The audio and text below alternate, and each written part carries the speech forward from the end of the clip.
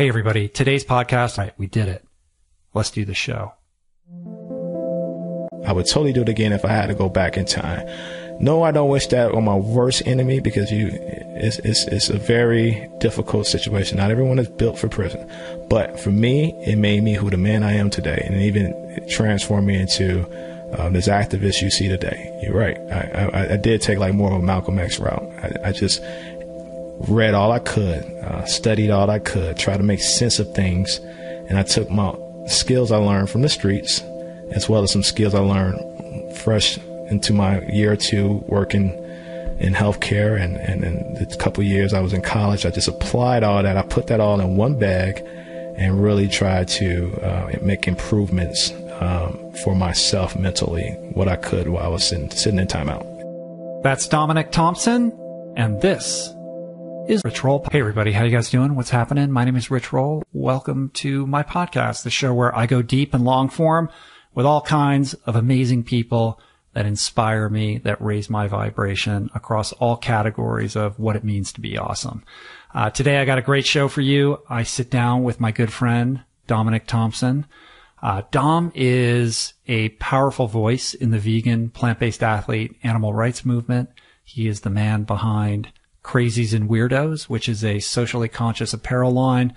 And he's got an extraordinary and extremely powerful story to tell. It's a story that he has never before spoken publicly about until now. And there's a few more things I want to say about Dom, who is an awesome dude, a solid human being, a good friend. But first, today's podcast is brought to you by MeUndies. Listen, to achieve your best, you need to be willing to get out of your comfort zone. But that's not a reason to wear uncomfortable underwear. I mean, come on. We all got to wear underwear, right? In fact, you live most of your life in them. So shouldn't they be awesome? Shouldn't they be the best they can be? Of course. So if you've been settling for store-bought underwear 5-packs, I got something that's going to change your life for the better. MeUndies. What is MeUndies? Just incredibly soft, feel-good undies delivered right to your door. MeUndies are designed in LA. They're made from sustainably sourced micro-modal, this fabric that's 3 times softer than cotton. It's softer than soft.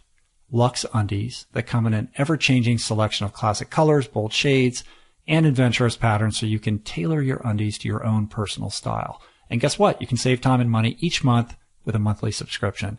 And if you're not ready for a subscription, that's okay. You can still save. That's because MeUndies is offering you 20% off your first pair. Just use our special URL, MeUndies.com/roll, and you'll get 20% off your first pair. So go ahead, revamp your underwear drawer. You deserve it. Once again, that's MeUndies.com/roll, MeUndies.com/roll. All right, today's episode. So I know I read a listener email just the other day, the previous episode, just before this one, but I got a new message and I got to read you guys this. I just got to do it. I got to read it to you. So bear with me. I'm going to bring this around. I promise you when I'm done, it will all make sense. This is a message from Mary, and she says this. Rich, I messaged you some time ago regarding my former partner who has been addicted to opiates for over 10 years. He grew up with mob boss Whitey Bulger as his mentor, not knowing where it would bring him. Well, eventually, in a room 24/7 watching TV and maintaining his addiction to opiates until he was eventually arrested and put in jail for the past 3 years.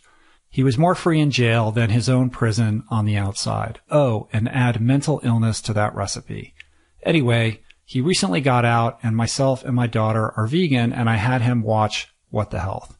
Because he is an intelligent person, he immediately went into the freezer and threw out all meat and for the past 2 weeks has been plant-based. I introduced him to your podcast and he is really enjoying it.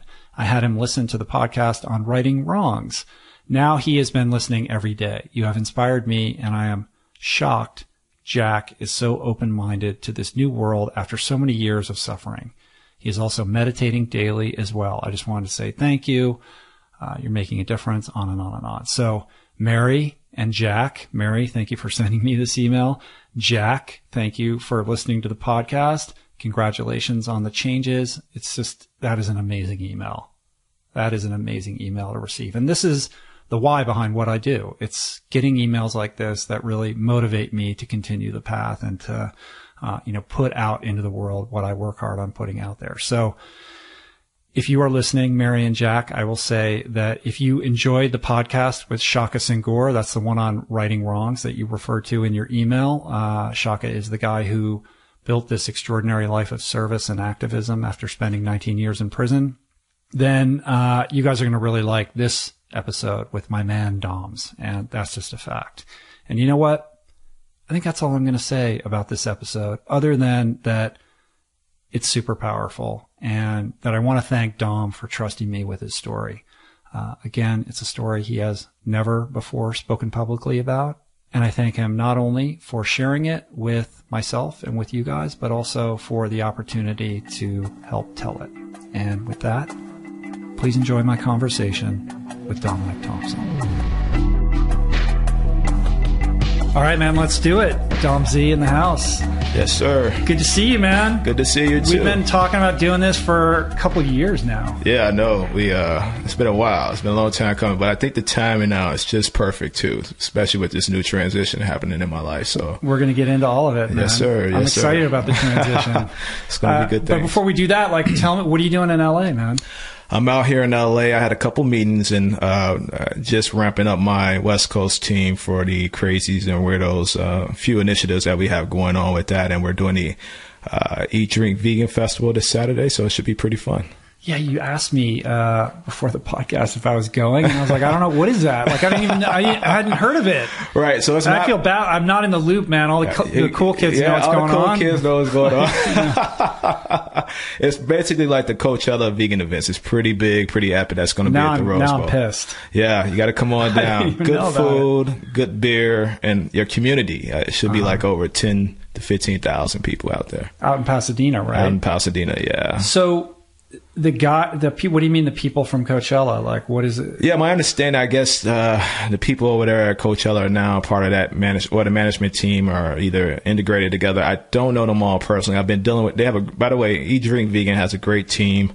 Been dealing with those guys, Nick and his team. So, but yeah, they're growing pretty big where, I wouldn't be surprised if you see them on the New York region doing the Eat Drink Vegan East Coast style. Is this the evolution of the vegan beer fest that was correct. In Hollywood? It is. Right. And they rebranded and renamed it. That's correct. And it's the only one that I'm aware of as far as vegan beer festivals around. So yeah. You go to a lot of these events, man. These veg fest type situations. Actually, no. That's the thing. People from all over the world, a lot of these festivals have been trying to get me, just like you and I have been talking about doing things. That was like, Dom, you got to come out here. You got to come out here. And, I just haven't had an opportunity to do so because I work over 50 hours a week. So I couldn't do it, but now I'm able to do it more. So yeah, you'll see me definitely at more events for sure. Right. So you've been, I think a lot of people who have been following you might even be surprised to know that you have a 9-to-5 job. Yeah. You don't talk about that much, but yeah. What have you been doing? What do you do in the daylight hours? Yeah. So when you're not on Instagram. When I don't have my red cape on. Yeah. I do. Yeah. I work for a living. I work in corporate America. I'm a healthcare executive. And, what that means is I develop business deals, specifically between the hospital system, systems out there, the ancillary providers, the surgery centers, all those guys, even the medical groups. I develop the deals with them to provide services for different communities, as well as they're our clients, as well as the payer system. So what we call in the managed care world, the BUCAs of the world, Blue Cross Blue Shield, United, Cigna, Aetna, those are also our clients. So we're the middleman. We're the largest national PPO network around. We're a $9 billion company. So yeah, I develop those deals between those guys and run those markets specifically. Yeah. How long have you been doing that? Oh man, I've been in healthcare. I've been in healthcare close to, I want to say, a little over 15 years. Yeah. I've been doing it. It's been a long time. Mm-hmm. Yeah. Just as long as I've been plant-based. Yeah. Been plant-based by 16 years. So right. Yeah. And so you said transition. So are you leaving, or what are you doing? Yeah. Finally, closing the door in that world. It's a lot of reasons behind that.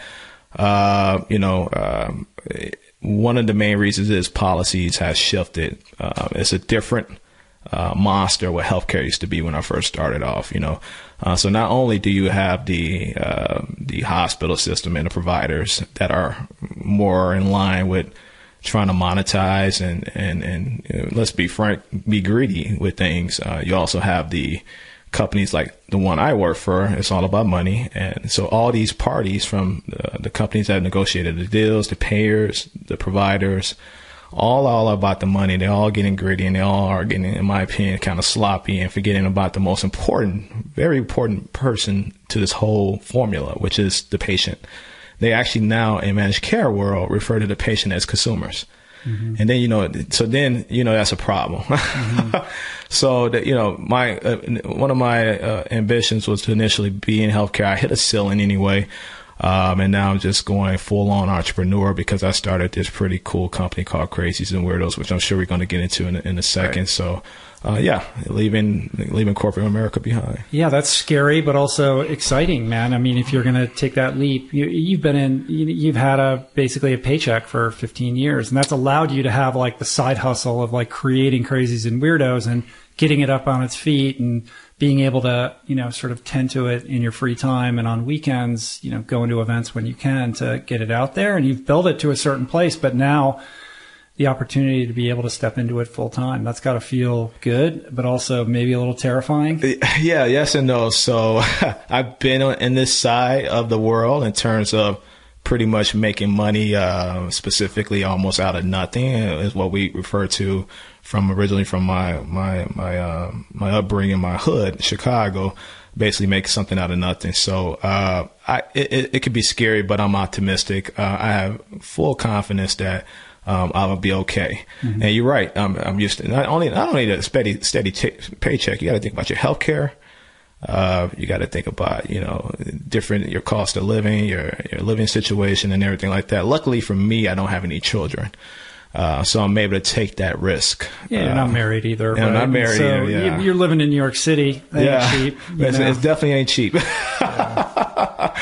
It definitely is not cheap living in New York City. But if you're not going to do it now, then, you're not going to do it. That's the whole point. So you got to take that leap. Now's the time. Exactly. Time is perfect. Yeah. And we're going to get into Crazies and Weirdos and the whole thing. But I think before we launch into that, let's take it back, man. I want to hear the Clark Kent origin story.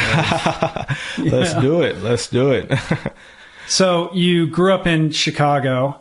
I mean, we've talked a little bit offline about this. So I know a little bit about your story, and you referenced it a little bit when we did that panel at NYU about a year ago. Yeah. But you weren't ready to come and talk about it on the podcast yet because of the 9 to 5, I guess. But now you got a green light. I got a green light. Talk about it. Yeah. Just no full on information. Anything you want to know about me, I can definitely talk about it now.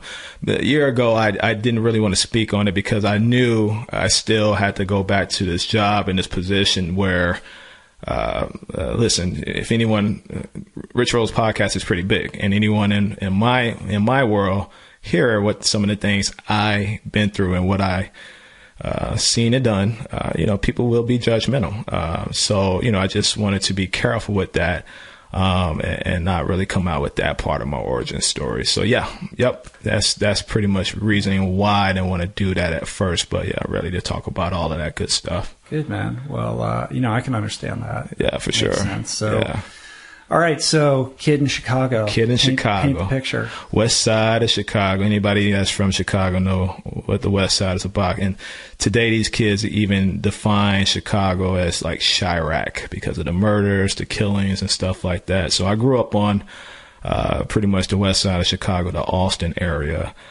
Single parent home, cliche movie stuff where, I didn't have a father around, any role model, anything like that. My mom was working 2 jobs. She's a nurse, working her ass off. There was times I wouldn't even see my mom, because she was too busy working the 3rd shift. Something when she can pick up 3 shifts, she would. That woman was amazing and had some of the most amazing energy. So it was just me, her, my 2 older sisters, 4 of us. And we initially stayed in like a 1-bedroom apartment in Chicago.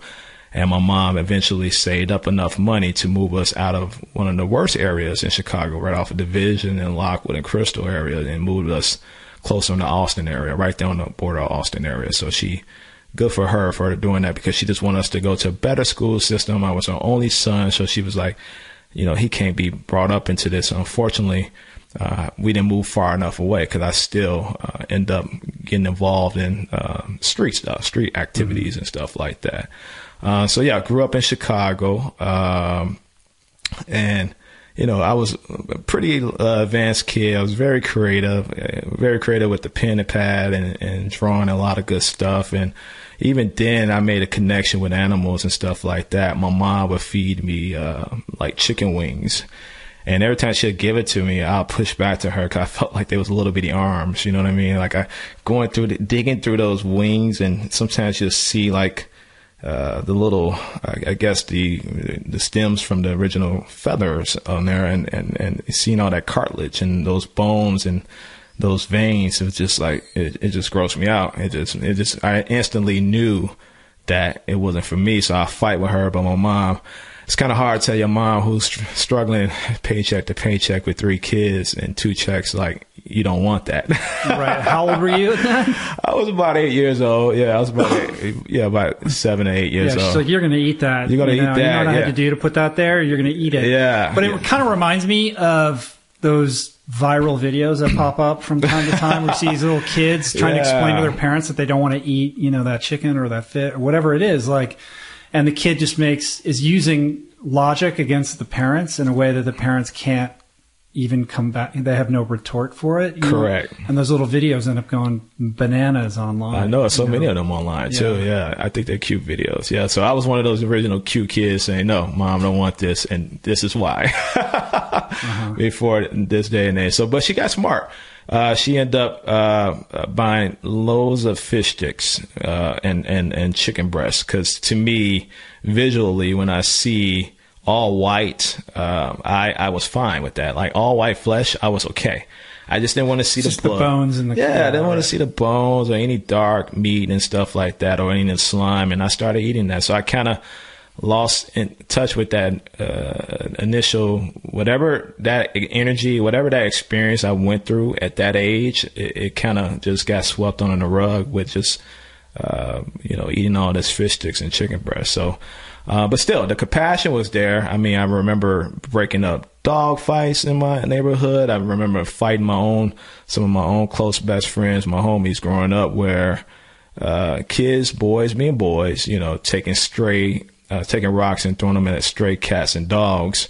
I would slap them across the head, and they'll fight back with me. But I physically get in hand-to-hand fights with these guys, because I felt like that was not the right thing to do. So I always had that compassion in me. I think that's just in your fiber from the get-go. Like, you always had that I always sensitivity. Exactly. And for me, even to this day, I just have a problem with people bullying other people, especially if you have an advantage. You know what I mean? Like, I've seen whether you're a big kid or anything, that you can take advantage of someone that just can't defend themselves. To me, I just think you're a coward for that. You know what I mean? Like, pick on somebody else's side. That was always my mentality. So I always had it in me for sure.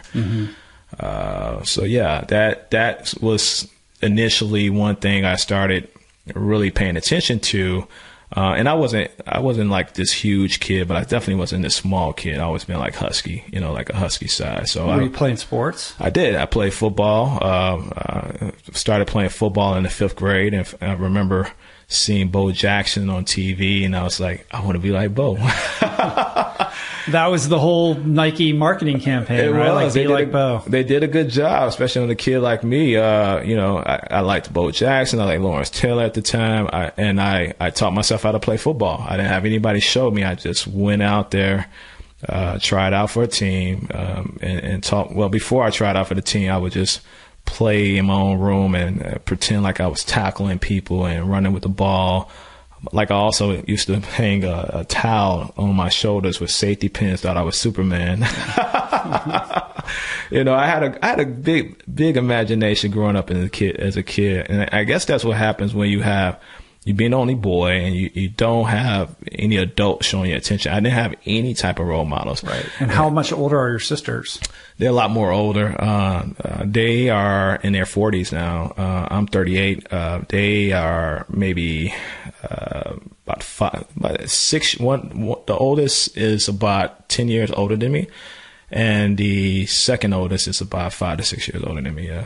Right, but when you're like 10, that's just a whole other universe. Exactly. Right, you know? And imagine your teenage sister supposed to be watching you. She's not paying attention to you. Right. She's too busy chasing boys. Mm-hmm. You know, and I had to defend for myself. You know, so I had to pretty grow up on my own in a pretty complex neighborhood and situation. And my role models growing up was pretty much drug dealers and gangbangers. You know, mm-hmm. That was.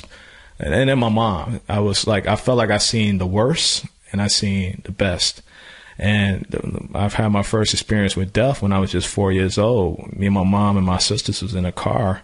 And then, I seen this guy shot point blank range, brain shot out, just sitting at the light when he, went right past our vehicle and he hit one of these girls, that was standing on the corner.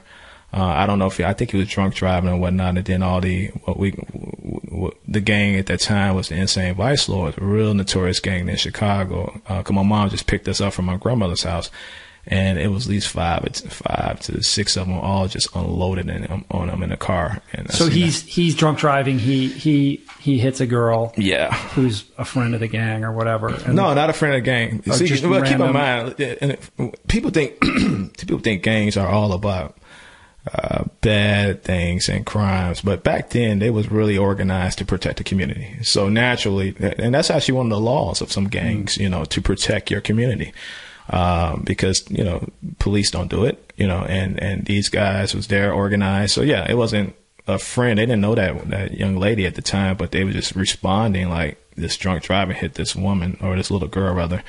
And yeah, I seen it, you know, that was my first introduction into violence, into gang life. Yeah. Wow, that's intense. Yeah. But, you know, tending to the community, take care of the community, I mean, that's the most effective recruiting tool, too. For sure. Right? And that's why you, as a little kid, you're going to look up to these guys. Look, these guys are taking care of people. Yeah. They got our best interest at heart. Especially in the 80s. Yeah, and you're going to aspire to want to, you know, be under the wing of, you know, whoever's in charge, right? Yeah, well, not just, actually, no. I always been like an alpha, natural alpha, meaning like I have a problem taking orders. But when you got no dad around, though, and you're looking for... Yeah, but that's the thing. I didn't have a father around, but I had cousins around and uncles. And my cousins and uncles was big time leaders in those communities, in those gangs. Like, in fact, I done had, unfortunately, all of them are either dead, been murdered because of gang violence, or in jail. But they were really people like my cousin Booby that used to pick me up in his Regal. He had a little Jerry curl going, Nike suit, gold rope chain, bumping NWA down the street, pick me up like, look, get in, little man. And we used to ride around. And he used to school me like, and he's what they call today a dope boy. And, you know, a dope boy is somebody that in those days he was selling a lot of drugs. He was a part of a gang, but he was a general, you know, and in a high ranking field. So he had a lot of money coming in, and he was calling a lot of shots, and he used to look out for me. So yeah, Booby was one of my first role models and stuff like that. And he was kind of grooming me to be something that I eventually started to go, but that I eventually did become that caught up with me later on that we are going to get into. Right. I mean, how does that start? Like, hey, run an errand for me, or just ride with me, hang out with me, and no, not at all. Just like family, man. Just like natural. You don't realize like what's going on around. You don't realize that this you know my as a kid, you don't realize he has probably 2 guns on his seat, you know, have a stash full of cash, and there's somewhere in the panels broken up in his car, and even a wad in his pocket as far as cash and stuff like that. One thing I would say about Booby, though, he didn't bring that around us, you know, like none of his younger cousins, male cousins, he didn't show us this, like, this is what you got to do to make this and stuff like that. But he was just group. I put 2 and 2 together, and you know, I seen other areas from other cousins doing it, but you know, Booby believed in not showing the ones you really care about what you really doing in terms of the negative things that are bringing money and cash flow to your family, if that makes sense. You're keeping away from your family. Yeah. Yeah. So So you're a young kid. You're starting to play some football. Yeah. Like where does the trouble start to creep in? Yeah, I played football 5th grade, did really well, and played in 7th and 8th grade. But keep in mind, you have all seasons, so trouble started happening around maybe 7th and 8th grade. Money was tight, and there was a missing factor out of there. Booby, he was gone. Booby was murdered. And then my cousin Walter, he was murdered before that. And so then my cousin Matt was put away almost for like 20 years. And then I had an uncle that was put away. So all these males that you would think you could depend on was pretty much MIA, and so I always, listen, man, I always wanted to be a football player. I always wanted to play, but also knew I had to make money. You know what I mean? I had to make money. And I just started, I want to say around in that junior high area, I belonged to a clique. Me and my close friends at the time, we all belonged to our own specific clique, and we all was associated with the Vice Lords and stuff like that. But in that era, in that specific time, we all was introduced collectively into some situations where, I don't want to incriminate myself, but we was introduced into some things, and that's when it started pretty much in the junior high era, if that makes sense. Because we all had a lot in common. We always didn't have fathers around, but we all had each other back and stuff like that, and we all was kind of through our own affiliation, our own bloodline, pretty much already born into that life, if that makes sense. You know what I mean? So it's not like we was not going out there like, hey, look at me, can you recruit me? We was already recruited. It was already in our blood. Yeah, I mean, how much free will is there really? It really isn't that much. It depends on what area we're talking about. If we're talking about money, cash, and all that, that's different. But if you're talking about free will in terms of decision making to, I guess, be a part of our organization, I think now that I look back on it, I don't think I think I couldn't avoid it. It was just something that I had. It was a stage in my life I had to go through. Mm-hmm. It just had to be done because it was heavy in my family. It was even I had female cousins that was gangbanging. You know what I mean? So it was pretty all around me, and then I got introduced into, like I said, at junior high. You see these dope boys pulling up in these $40,000 cars, and you want to provide. You just want to put food on the table, and you want to make a better way instead of I wasn't even legally, couldn't even work at that time. You had to be 15 in Illinois to work anyway. So you gotta start making some money. You would and it was pretty easy. One thing I would say about it is it's pretty easy. It's just like someone giving you wholesale stuff. Like, I mean, hey, I had that way in where, like, hey, you make it happen, here's an endless supply. Yeah. And I took that opportunity, and it took off. Unfortunately, I took off to the point that I shot up to the top, in terms of like I said, I was part of an organization, and I was calling shots. How long did that take for it to catch up to me?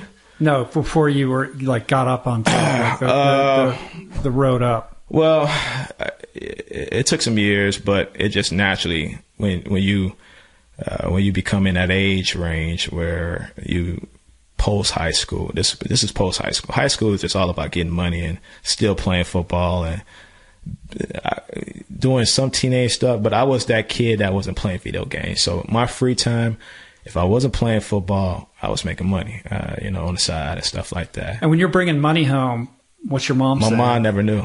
Ever. Ever. That's the thing. She never knew. Yeah, she's not really putting food on the table, right? Because if you're doing that, then she knows what's up. No, she didn't, because here's the thing: you gotta get smart. So when I did turn 15, I picked up a job. And like your way of sort of laundering the whole situation. There you go. You gotta check this show for something. I was smart. I wasn't no dummy. And so I had a checks coming in. And the funny thing about it, Rich, I always had a job until I ended up later. When this situation hit the fan. Right. Like I always worked. Always. And I guess that's the side that I seen in my mom. If this woman can work 2 to 3 jobs, what the fuck am I doing? You know, like I should be working 2 to 3 jobs. And that's also was my way of kind of like eventually leading away from that environment. I seen a hardworking woman, and the maturity started to catch up with me. Yeah. So some things I did do as a teenager in my adolescence years really didn't make sense at the time. But as I got older, 15, 16, 17, 18, and in that area, especially like 19, I was like, what the fuck am I doing? You know, I gotta get out of this shit, you know, so.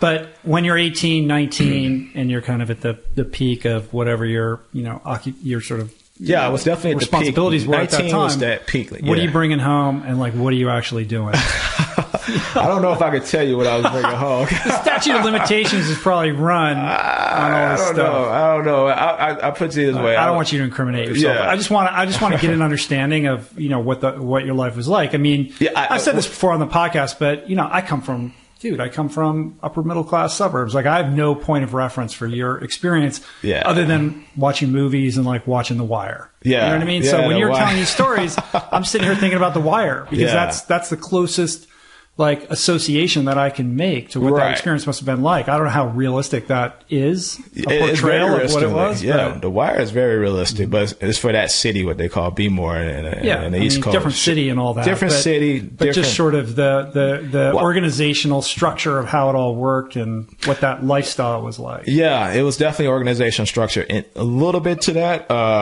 but the era that getting towards like my 19, in that era, like when I was 19, there was an evolution in gang life. Like Chicago historically used to be sort of like that, where you had rules, you had laws and stuff like that. But getting into, if you back up and do your history on gangs, like I told you at the beginning of the podcast, gangs was originally formed to protect communities.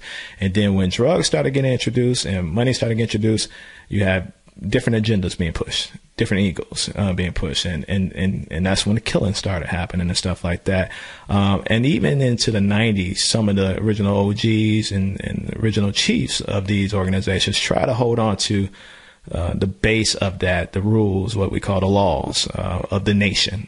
We refer to my organization as a nation. But around that 19 era, like you start to see what people started doing, what we call being renegades, all over the place, because a lot of the higher ups and the senior leadership of these organizations started getting indicted by the feds and getting taken away. So there was no structure in place. And then you just started seeing people really be more so with their own cliques within that nation, within that gang. So it was multiple anarchy. cliques. You don't know who's in charge, and so there's power struggles, and people got their side hustle on, and a lot of stuff. Deals it was power struggle. You even have gangs fighting with each other, killing each other. You had who were the other gangs? You have all the gangs. You have Four Corner Hustlers. You had Vice Lords, a different fraction of Vice Lords, tribal Vice Lords, mafias. Unknown Vice Lords, you had GDs, the Gangster Disciples, the BDs, and all that. You have a lot of us out there, a lot. Chicago is very known for probably the biggest concentration of gangs, for sure. Yeah. So you work your way up until you have a certain amount of responsibility. You probably got guys working underneath you, and you're taking on Bubby's role, whatever. I don't know. You're not going to tell me, so I'm going to make it up. But at some point, you start to look around and say, I got to get out of this. Like, I mean, I would imagine that not too many people get out of the life. They don't. When you see that money coming in, you got guys. So I give you an example of the type of lifestyle I had. Like in 19, I had, and you guys probably, some of your podcast members probably know what I'm going to say. Well, going to really understand how expensive some of the material things I'm going to name off. They may can understand this, but I had like Coogee sweaters galore, and Coogee sweaters back then was like $800 to $1,200. Remember that? Yeah. I had probably about 50 to 60 of them. So you can imagine how much I was spending on. I had throwback jerseys. The throwback jerseys was like $300 to $500. I had about 50 to 60 of those. Like at any given season. I'm not talking about accumulated over a while. And I had, and you're putting this in your closet at home, and your mom doesn't know what's up. I had multiple girlfriends at the time. All right. Yeah. I had multiple places. Yeah, for sure. And I had stuff there in different areas, but yeah, not just that. You had the Pelly jackets. That was like $1,200. You had Cristal pop. I was in a club. I was doing things. I started clubbing when I was 16, getting into that lifestyle. But then at 19, I was doing things. I was doing almost anything I wanted. Running the streets, having a good time. Were you tapping into the stash or no? No, you mean like the drugs? No, yeah. I never took. That's the funny thing about it, Rich. I never took drugs in my life. The only drug I ever experienced with was marijuana. That's it.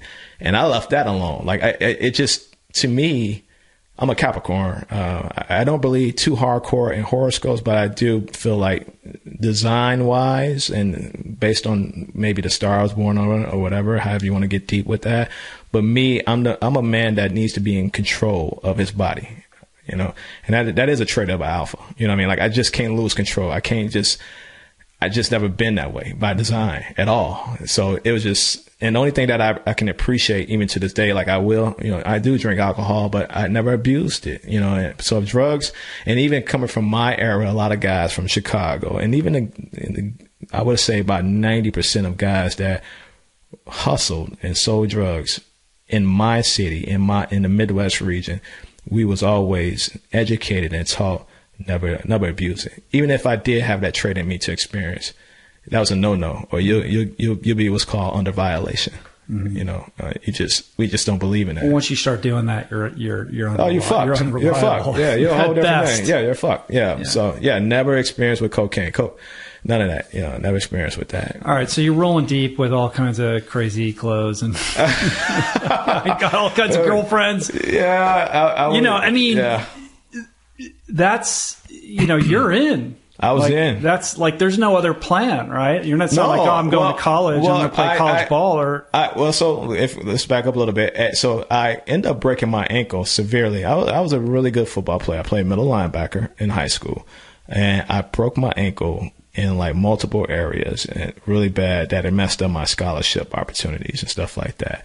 And that's when you could have had that track, like you were good enough that you were going to get scoped out by some schools and maybe be able to go that route. Yeah, mm-hmm. I was. Yeah. Again, like I said. And the football coach, what you were doing with your free time? No. And they used to tell us too, like for you, rest in peace to him. He's dead now, but they used to tell us that if you're not playing football in all season, you got to be in the weight room or wrestling or on the track team. And I was just like, nah, coach, I'm just doing the weight room. That's it. Like, and I did do wrestling at one point, but to me, wrestling with a bunch of guys, I just really didn't care for that. You know what I mean? Like I didn't really take to wrestling. Right. It was just something that was like fucking wrestling with another guy. What was the racial demographics of your high school? It was actually pretty even. Yeah. And that's because, again, my mom moved us into a better area in Chicago, mm-hmm. thanks to her. And I think, and it's not a think, between her, seeing her working hard and the demographics of the better school I went to, that's why I made better decisions. That's why I did go to school my first year out of high school. I went to college. Mm-hmm. So I was in college full time, even working. And that's when in around that 1920 era, was like, okay, it's time to leave. I made my money. It was like, I'm done. And I wanted to focus fully on school because I was getting burnt out, dude. I was only working. I was only getting like 6 hours of sleep. And I was just really catching up with me, that lifestyle. You know what I mean? And so I left it alone. I did. And I went to school full time, worked full time. Hold on a second, though. So how does that conversation go? Can you just walk away and say, hey, man, I'm done? Yeah. And they let you go? Well, here's the thing. At that level, and again, this is during the time where there's really no structure, I was my own boss, if that makes sense. Because there's a difference between gang banging and providing for the nation versus just strictly selling drugs. I, at the time, was just strictly selling drugs. I was way, way beyond just like gang banging. And what were you selling specifically? Cocaine. Mm-hmm. Powder cocaine. And, yeah. So when you made that decision to leave, that wasn't a contentious situation with the organization? No. Like I said, it was something that wasn't a factor. Yeah, it wasn't a factor at all. Uh-huh. Yeah, it wasn't a factor. You just cut the rope and went fully legit. Yeah, I did. Yeah. I went fully legit. Went to school, went to college my first year out. Maybe my first year in college. Well, I went to community. Did you make enough to like pay for college and stuff? Yeah, I no comment. All right, man. All right. So you're in school. Yeah, I'm in college. My first 2 years in college, and I'm in college, and I end up going down to. I went to SIU, Carbondale, and I came back up to Columbia. And when I came back to Chicago, this is right around I was like 21. At that time there was a big drought in Chicago. It's what we call in the streets a drought, meaning no one had supplies to produce drugs and stuff like that. And when I came back, obviously familiar environment, familiar things, going to college and stuff like that. And what ended up happening is a friend needed a favor, and that friend's person that started that conversation of that situation ended up being an informant for something that I orchestrated. Mm-hmm. Well, not orchestrated, but I pretty much gave the green light for, if that makes sense. And that in turn turned out to a situation where it caught up with me, that one specific situation, and I ended up getting indicted. So that's all super vague. Yeah. You know what I mean? Like, I don't know quite what you're saying, but what I gather out of that is you're back in town, old buddy says, "Hey man, I know you're clean, you're legit, but like, just do this one thing for me." You really need to help a brother out. Yeah. You're like, "I don't know." He's like, "Come on." You're like, "All right." You do this one thing, and it's just like in the movies. Almost like entrapment. It's always going to be like, "Oh, it's just that last thing, man," and then you're clear. You can just do this one thing for me, and that's always the thing. You hit it on the money. Then you're fucked. You hit it right on the head. Right. Yeah, for sure. It was like, just do this one last running, boo. Like, let's do it, man. Let's do it. And and it was a bad mistake that put me in the situation where I ended up getting indicted. And by the United States of America, I got indicted by the feds. U.S. attorney. What was the charge? We end up pleading to possession with the intent to distribute. Yeah, it was a possession. And did it go past indictment? What do you mean by that? Did I fight it? Did it go to trial? No. Let's get into that. Out? So, listen, my lawyer cost me. You know how much lawyers cost, but I spent. This guy was like. Pretty top of the line lawyer. Well, you're not talking about local police. You're talking about no. U.S. attorney. Yeah. This is for real. Like, there's nothing scarier. For all you guys out there don't understand, this is like, it don't get no better than this. I tell you what, when the DEA had me in their van after they beat my ass and they wrapped me up and stuff, they was like, welcome to the big leagues. Now you with the big boys. So that's how the arrest went down. Yeah, they swarmed me. It's about 30 agents. 30 agents, windbreakers and everything. Like, they just came out of nowhere, swarmed me like out of nowhere. Like, some guys that looked my age at the time. Like, it was crazy. And they beat my ass. They beat me. They put me in the van. They beat me up. For whatever reason it is. And and they took me down, and it was like, we got you. And that's what that situation happened. So I end up getting one of the top lawyers that money could buy, that I can afford at the time. And he told me, he was like, "Listen, if you," and he knew the situation. It definitely was an opportunity to go to trial. It's just like you explained, like you can't force a crime, keep forcing it. It's not like I was biting. It's not like I was looking for trouble. Okay. I was not looking for trouble, but they kept forcing it. But eventually, my mistake, I gave into it. And like he said, I want to take them to trial. I know you want to take them to trial, but listen, if you go to trial, you at 21, you won't be home until you're in your 30s, your early 30s. This is a minimum. 10 years? Minimum 10 years. Yeah. They're going to give you about a minimum of 10 years. And he was like, I just can't, you got to think about that. And he said, you also got to think about the fact, like, think about all the shit you used to do. This is karma. You got to pay it forward. You got to pay it back, man.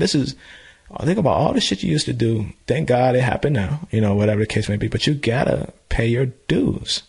And if you lose, these people are going to fuck you, and it's not going to be good, man. It's not going to be good. And I remember, and when he said that, I had that thought in my mind when I first got indicted, and I turned around and see my mother. That was the first time in my life as a man that I was shook up, like, far as seeing how much harm I did to any human being. And from you guys out there that know about me, I have a I'm very compassionate about animals, but human beings I have a different outlook on. And this only one human being that was able to really have that type of impact on me was my mom. When I seen her, how much I hurt her, because this woman, you know, she thought she did enough. You know, she didn't have anybody she was trying to raise me as a young man and stuff like that. And to see her broke down emotionally, and I feel like I couldn't put her through this whole thing, you know, going to trial, back and forth. So I ended up just taking responsibility for everything. It's like, yo, listen, just give it to me, you know. And so you just took a plea, so you just pled guilty. It was like a blind type of plea. It wasn't they want you to roll on people? They wanted me to roll on people. And you couldn't leverage that? I couldn't even leverage that. Yeah, they wanted me to roll, and they wanted a different plea, but you know, listen, we told them we're going to plead guilty, and this judge was pretty fair, and he ended up eventually giving almost like a 9-year sentence. So I was supposed to do like a nickel, 4 to 5, and but I got lucked out, and let me not rush the story, because this is a very critical part of my intro into plant-based. And you're probably familiar with this, what's called a drug program. Mm-hmm. It's where you get about 36 months off your sentence. I wasn't eligible for that. And it wasn't in my records that I had any drug problems or alcohol problems and stuff like that. Right. Like, what are you going to do in rehab, man? Yeah. You could have pretended like you were. You can't pretend that shit. Right. Exactly. So, you know, when they took me into intake, into processing, and they did it without warning. It's not like I was able to turn myself in or nothing like that. So doing a status hearing after the fact we pleaded, they took me. But this is before sentencing? No, this is after sentencing. So what's the sentence? The sentence, what? The specific sentence? Yeah, what did the judge give you? Oh, he ended up giving me a total of, it was like 48 months. Yeah, 48. Okay. Yeah, about 48. Uh-huh. Yeah, but also with 5 years supervision. Yeah. Is that like probation, or is that different? It's not like it's not probation at all. It's like supervision, where you have also had to be on house arrest and get my vocals recorded and stuff like that. Additional post term and stuff like that. I got you. But felony charge. Yeah. Uh-huh. Yeah. And what was the facility? I ended up going to start off in Minnesota, and Duluth, Minnesota, and I ended up going to Colorado, out there in Florence, Colorado. Uh-huh. Yeah. All right, but I interrupted you. No, that's okay. That's okay. Yeah. So after the term, after I was sentenced and all of that, and they grabbed me, I was just trying to make sense of it. Like, why is this happening to me? Because even the judge, I will tell you guys this: the judge was very disappointed in this whole case, because here it is, this kid pretty much trying to make something out of himself, and went to school, and was in school at the time, even working full time. I was working. That's when I was working in healthcare, even while in college. And he felt like these people were just trying to fuck up my life. You know what I mean? Like, yeah. So the judge, I think his hands are tied with sentencing. Yeah, it was tied, but he went as far as he could. Like, he was like, "Fuck it." I mean, when I tell you, even my lawyer's like, "Man, this judge is really trying to help you out the best he can." Like, you know what I mean? Because he was I guess he's seen the potential in me, and he felt like, yo, it's fucked up. Like, this bad situation, just a bad situation. And, I learned my lesson. It's not like I was actively looking for troubles and stuff like that. So yeah, when I was in there, my first week of processing, I was just trying to make sense of why is this happening to me. I mean, obviously I knew what I used to do, but, I felt like there was something bigger going on, like some energy would put me in there. And at the time, I was more religious. at the time. So I got on my knees and prayed and asking God, like, what's going on? Why you? Because I didn't fear prison, Rich, at all. You can look at me until I can defend myself. I beat somebody ass in a minute. You know what I mean? If I had to. It's just that my mind, I felt like I couldn't be. It's just something I just felt like it was gonna fuck with me mentally. You know what I mean? Like, because every day felt like a Sunday. Every fucking day, and that felt like a Sunday. And I was like, it's got to be a way for me to get home. I was the first time offender. Dude, I never got arrested for nothing in my life, except for that one time that we're talking about right now. Never got arrested for speeding. Never been through all the nothing that you would think like, oh, this dude deserved it. It was just something that I decided to do. But you said karma earlier. I mean, you were selling drugs for years. Yeah. So, well, yeah, exactly. I was involved. Yeah, exactly. I felt like that was the world saying, hey, come sit down. Right. Come sit down. That was that energy saying, hey, I want you to sit down, and I want to put you in timeout mode and really figure out what you want to do with your life and show you what you should do with your life. I felt like that was the energy where I had to, in there, I ended up re-engineering my body. I ended up reading over 30 books. I wrote a couple of books, and then I really, really kind of re-educated myself about the world. I even studied with different cultures, whether it was the Muslims, the Christians, the 5%ers, the nation, you name it, Native Americans, all of that. I ended up studying and really trying to understand where these guys come from, even the white collar crime guys, because you're in there with everybody. White collar, you're in there with former judges, former soldiers that went AWOL and stuff like that. So you've been around there with a mix of people. Yeah, so you weren't in like, the super gnarly prison. You're in with like white collar dudes. Oh, with everybody, yeah. Well, the Feds, that's the Feds. Right. Feds, you're in with everybody. Right. This is not state prison where you in gladiator school. Yeah, yeah. Mm-hmm. But you do stick to,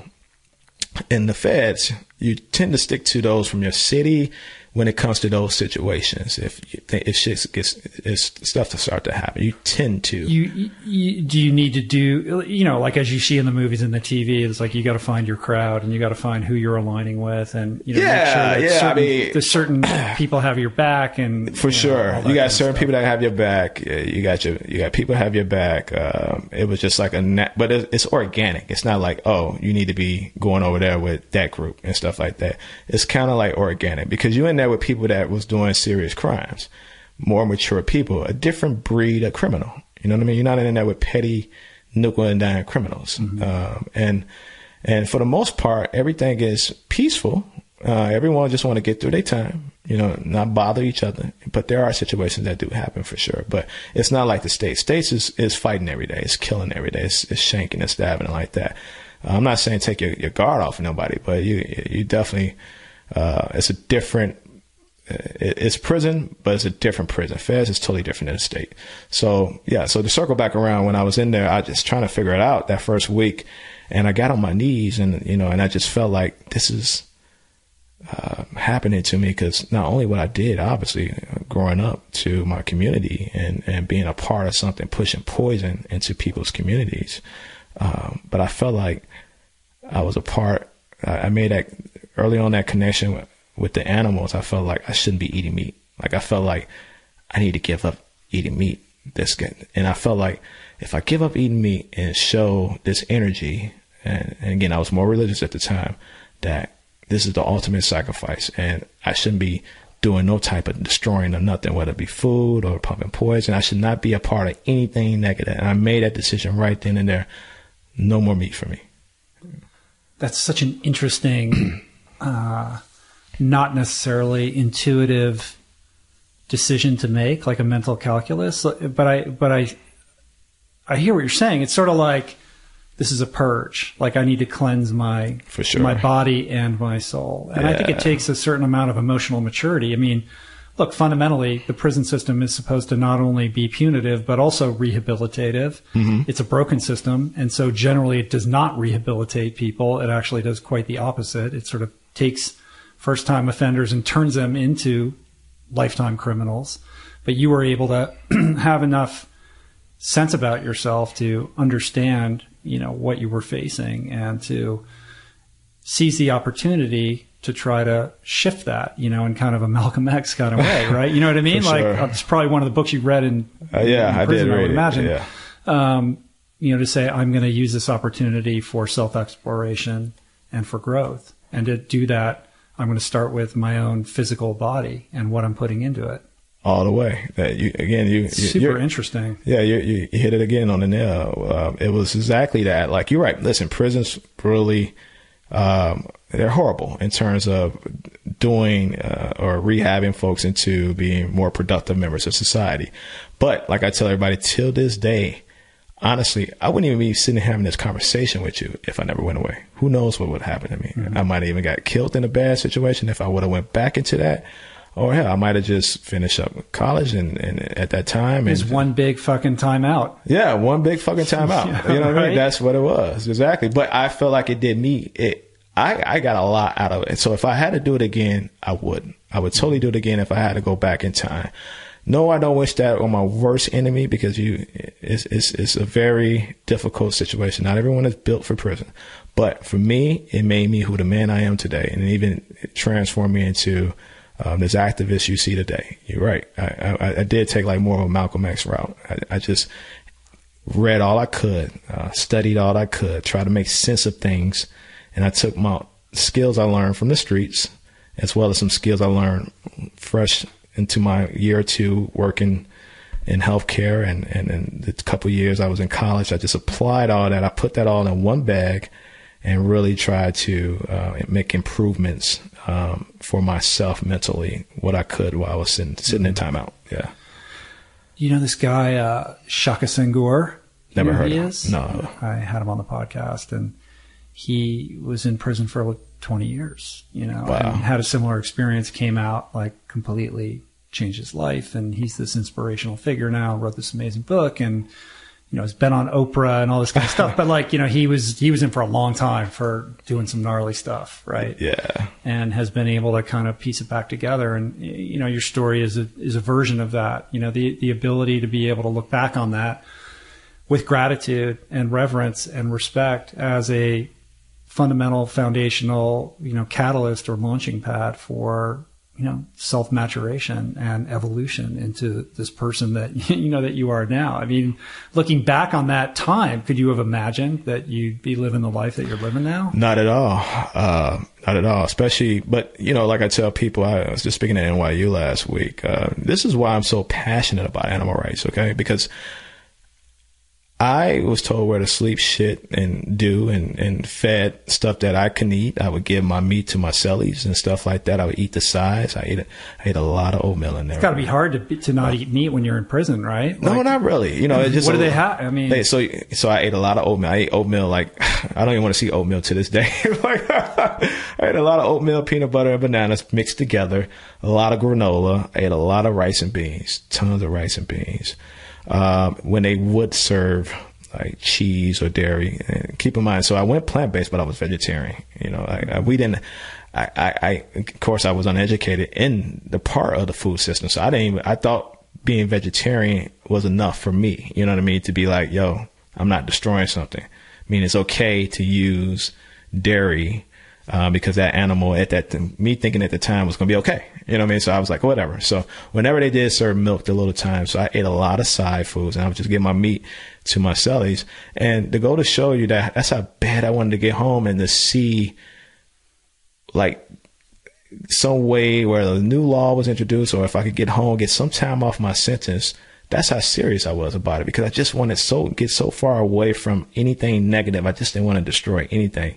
And so saying all that to say is, when I took that leap into that area, the last thing in my mind was like, am I going to survive? Like protein. Like I didn't even think about protein. I didn't care. Like I just know I was getting food. I should be okay. I don't care. I just want to get the fuck out of here. You know what I mean? And so I promise you that first week after doing that, my counselor calls me in and like, Thompson, come in. And I went in and sat down in his office. He's like, all right, you're going to do X amount of time here, and then you're going to spend your last year in Colorado, because you're going to what's called a drug program. And I was like, whoa, the drug program? He's like, yeah, you're shipping up out of here. You're going to the drug program, and you're going to spend some time there. And if you complete it successfully, you're going to get about 36 months off your sentence. You're going to get home early. And I was like, oh shit, this is like the universe telling me something. So, and I just couldn't believe it. Like I was only going to do it, a few years in this joint. And back. So just to tell you how that happened, my lawyer, was trying every way he could to find some way to get me into this program. And my mom found the old writing from a psychiatrist, that wrote, I went to go see a psychiatrist only one time in my life, and as a little kid, because I used to punch holes in my mom's wall because I would get upset that my father wasn't around, or, the times he would call to say, hey, I'll pick you up, and he never picked me up. I just go to work on her wall. So she's like, listen, I want you to see a psychiatrist just this one time, promise me. And, and I was like, I think I was, I want to say 11 at the time or whatever.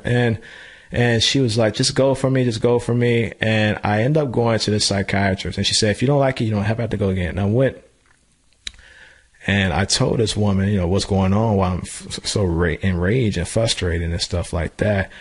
And she's like, well, what are you doing for that? I was like, I'm trying to play football when I can, and I do drink and stuff. So, I admitted to her that I was drinking. Yeah. And I and it's the truth. At like 11. Yeah, but I had my just first 40 just a 40 sliver, ounce. like the slightest. The slightest. I was that your lawyer could use, right? No, well, this is actually true, though. At the age of 11, I was knocking about 40 ounces. This is not doing like it was nothing. Uh-huh. Yeah, I was drinking beer, hanging out. Like I was kicking it, like in that, like I said, that junior high area. I tell you, like 12 and all of that. Getting into that area. Sorry, yeah. Around that frame, she wrote that down. This young man is drinking and stuff like that. And I never went back to her because I forgot some dumbass solution she gave me, and I just felt like, you know what, I'm just gonna pour this energy into football and into the weight room. And that's when I just started focus. That's all I did. Football, weight room, streets. That's it. But you have this medical record sitting around that your lawyer can say, I can use this. He sure right? did. And you got a friendly judge who wants to be able to do right by you, but you got to give him something. Well, that was submitted. I don't think that was even, I don't know who was the decision maker of that at the time in the PSI. I think it was more, I forgot who made that decision to push that through as far as who said, okay, approved. I don't think that had anything to do with the judge. But the Colorado facility is, I would imagine, way more low key. Yeah, it is. It's on the LCI though. It's LCI, and but it's nothing but deserts and all of that and stuff like that. You're pretty detailed. So and again, rightfully so. I was drinking throughout my whole high school years and stuff like that. But that piece of record helped me get me into the drug program. Mm-hmm. So I ended up going there, shipped out there, and did my time in Colorado, and that's what we call short timers. I was on the short timer list. Just trying to stay away from trouble and all of that. But did you have that awareness, like, holy shit, like I made this decision to forego meat? It's kind of a spiritual decision. You're not doing it for your health. You're doing it to purify yourself on some level, right? Yeah, it had nothing to do with health. And then on the heels of that, to get this good news and have, this new sort of lease on life, this hope, you're going to get out soon. Yeah. It was like, wow, it's working. Right. Be positive in your life. I know everybody talks about practicing positivity and stuff like that, but that shit is real. You put out positive energy and you do positive and good things, the universe rewards you. And that's what I felt like was happening. And that was short. Like, I guess the universe felt for me at the time, it felt like this dude is genuine. He's real. Like, cause that's what I do. Anytime I say I'm going to do something, if I tell you I'm going to do something, I'm a man of my word. I'm not bullshitting, bullshit people around when I tell people I'm going to do something. So I guess the universe knew, like, oh, he's hooked for life. He don't want to have anything to do with anything. Cause I told myself I would never be arrested again. I don't care if I had to bust dishes for the rest of my life. I have no reason being up in here. To me, I didn't feel like I was better than these guys, but I just felt like it's better things for me to do than to be up in here, just wasting away. And what were the books that you were reading? I honestly couldn't even remember some of them, but just some basic stuff like the cliche 48 Laws of Power and a lot of different, a lot of street books too, written by a lot of different authors. But honestly, sometimes I even look back on that. There are certain details I just choose not to remember, so I kind of shut off some things that I can't remember every single thing that, with respect to books. I can't drill it down that in that detail at all. Mm-hmm. because once I left Rich, I was like, fuck I get that. you. I hear you. All right, man. So you're in this drug program. Yeah. Being a good boy. Being a good boy, staying away from troubles, because I did get into a fight in Minnesota that put me in a hole for 40 days and 40 nights exactly. Yeah, That couldn't have been easy. It wasn't, because listen, the only thing you can do in a joint is write letters home. No one responds. No one writes you back. Not even your mom? My mom's the only one I wrote back. My mom loved that girl. She was the only. My mom did everything she could to see me when she could, but I'm over 1,000 miles away. It's very expensive to get there. And your sisters? You know, they wrote me when they can, but people are busy. You know, life is busy, man. And yeah, your younger brother's there, but what can you do? You know, like, you know, he'll be all right. Especially my older sister, me and her so much alike. She's like, he'll be all right. He know how to handle himself. He gonna be okay. So, you know, it wasn't because they didn't love me, but, you know, they knew I was gonna be all right. But so yeah, only thing you could do in there is write letters, work out, and play spades or chess. And I was good at both, especially chess. So I ended up playing chess with this guy. And, you know, I was one of the top chess players in the joint, in my specific facility. And I would beat a lot of guys. And this one time, and we would bet either commissary stuff or we'll bet push-ups. And push-ups, that means one clean C note. You got to do 100 nonstop, like nonstop. Even if it's killing you, you got to do 100. It's 100 or nothing. And so this one specific bet, like I never been a gambler. I never gambled in prison, and even to this day I don't gamble. I never believe in like gambling money or any type of monetary value stuff. But I did bet push-ups. So this one time he finally beat me, and it was right before count. He mated me, you know, right before count. And what count is they count you.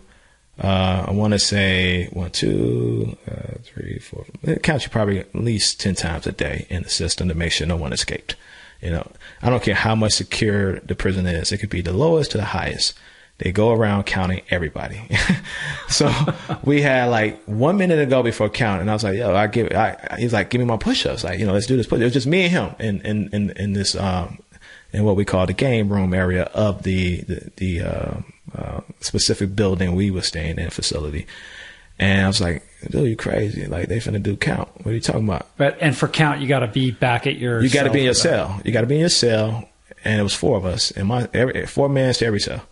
You got bunk beds. 2 bunk beds in the cell and 4 of us. And if you fuck up that count, you go into the hole. And that's if they teach you something in prison, you do never fuck up a CO count. They will put you in a hole, and you ain't gonna like it, because it's like 3 steel doors to get to you. You know, you don't want to be in a hole. Nobody wants to be in a hole.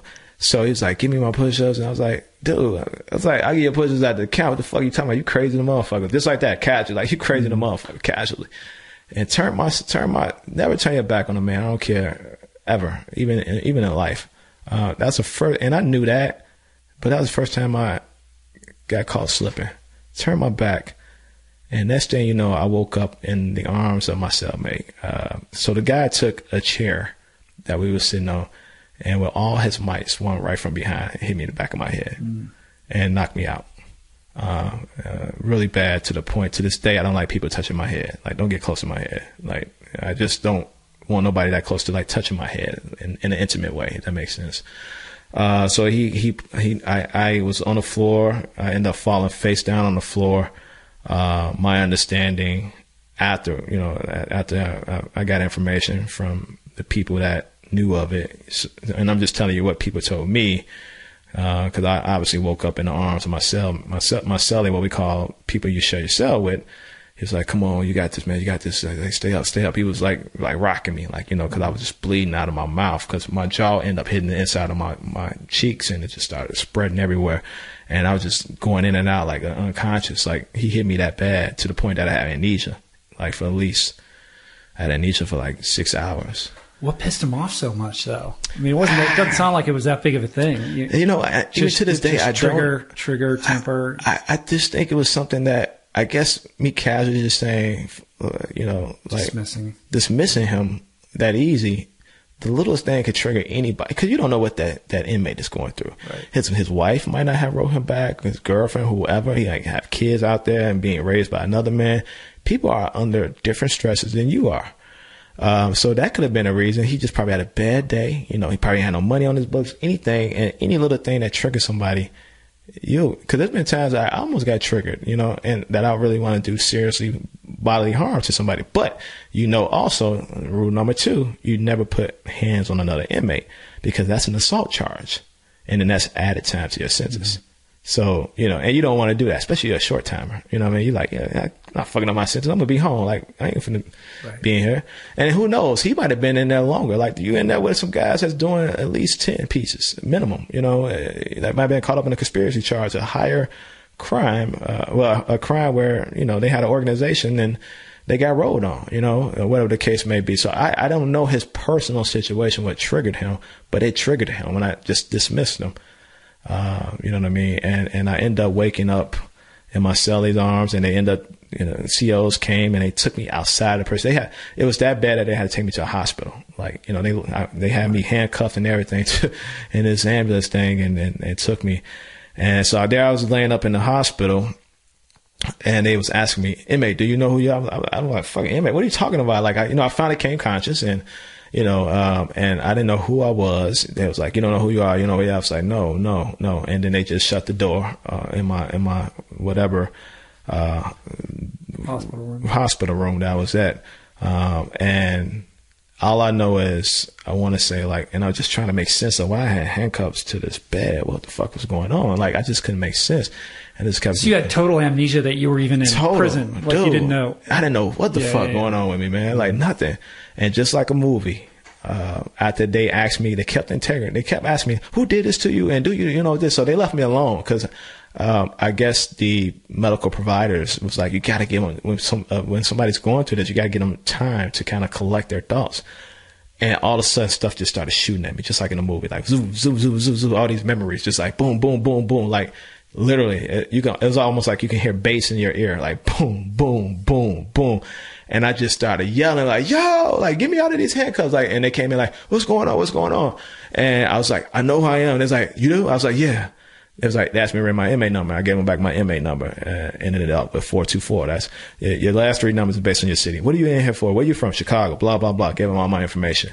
And it's like, all right, they uncuffed me and escorted me out. And right at the end of that, and the doctor was like, yo, can't be there. They're like, oh, fuck that. We taking him back. Like, took me back to the joint, because obviously I made a rapid improvement right then and there. No fucks given.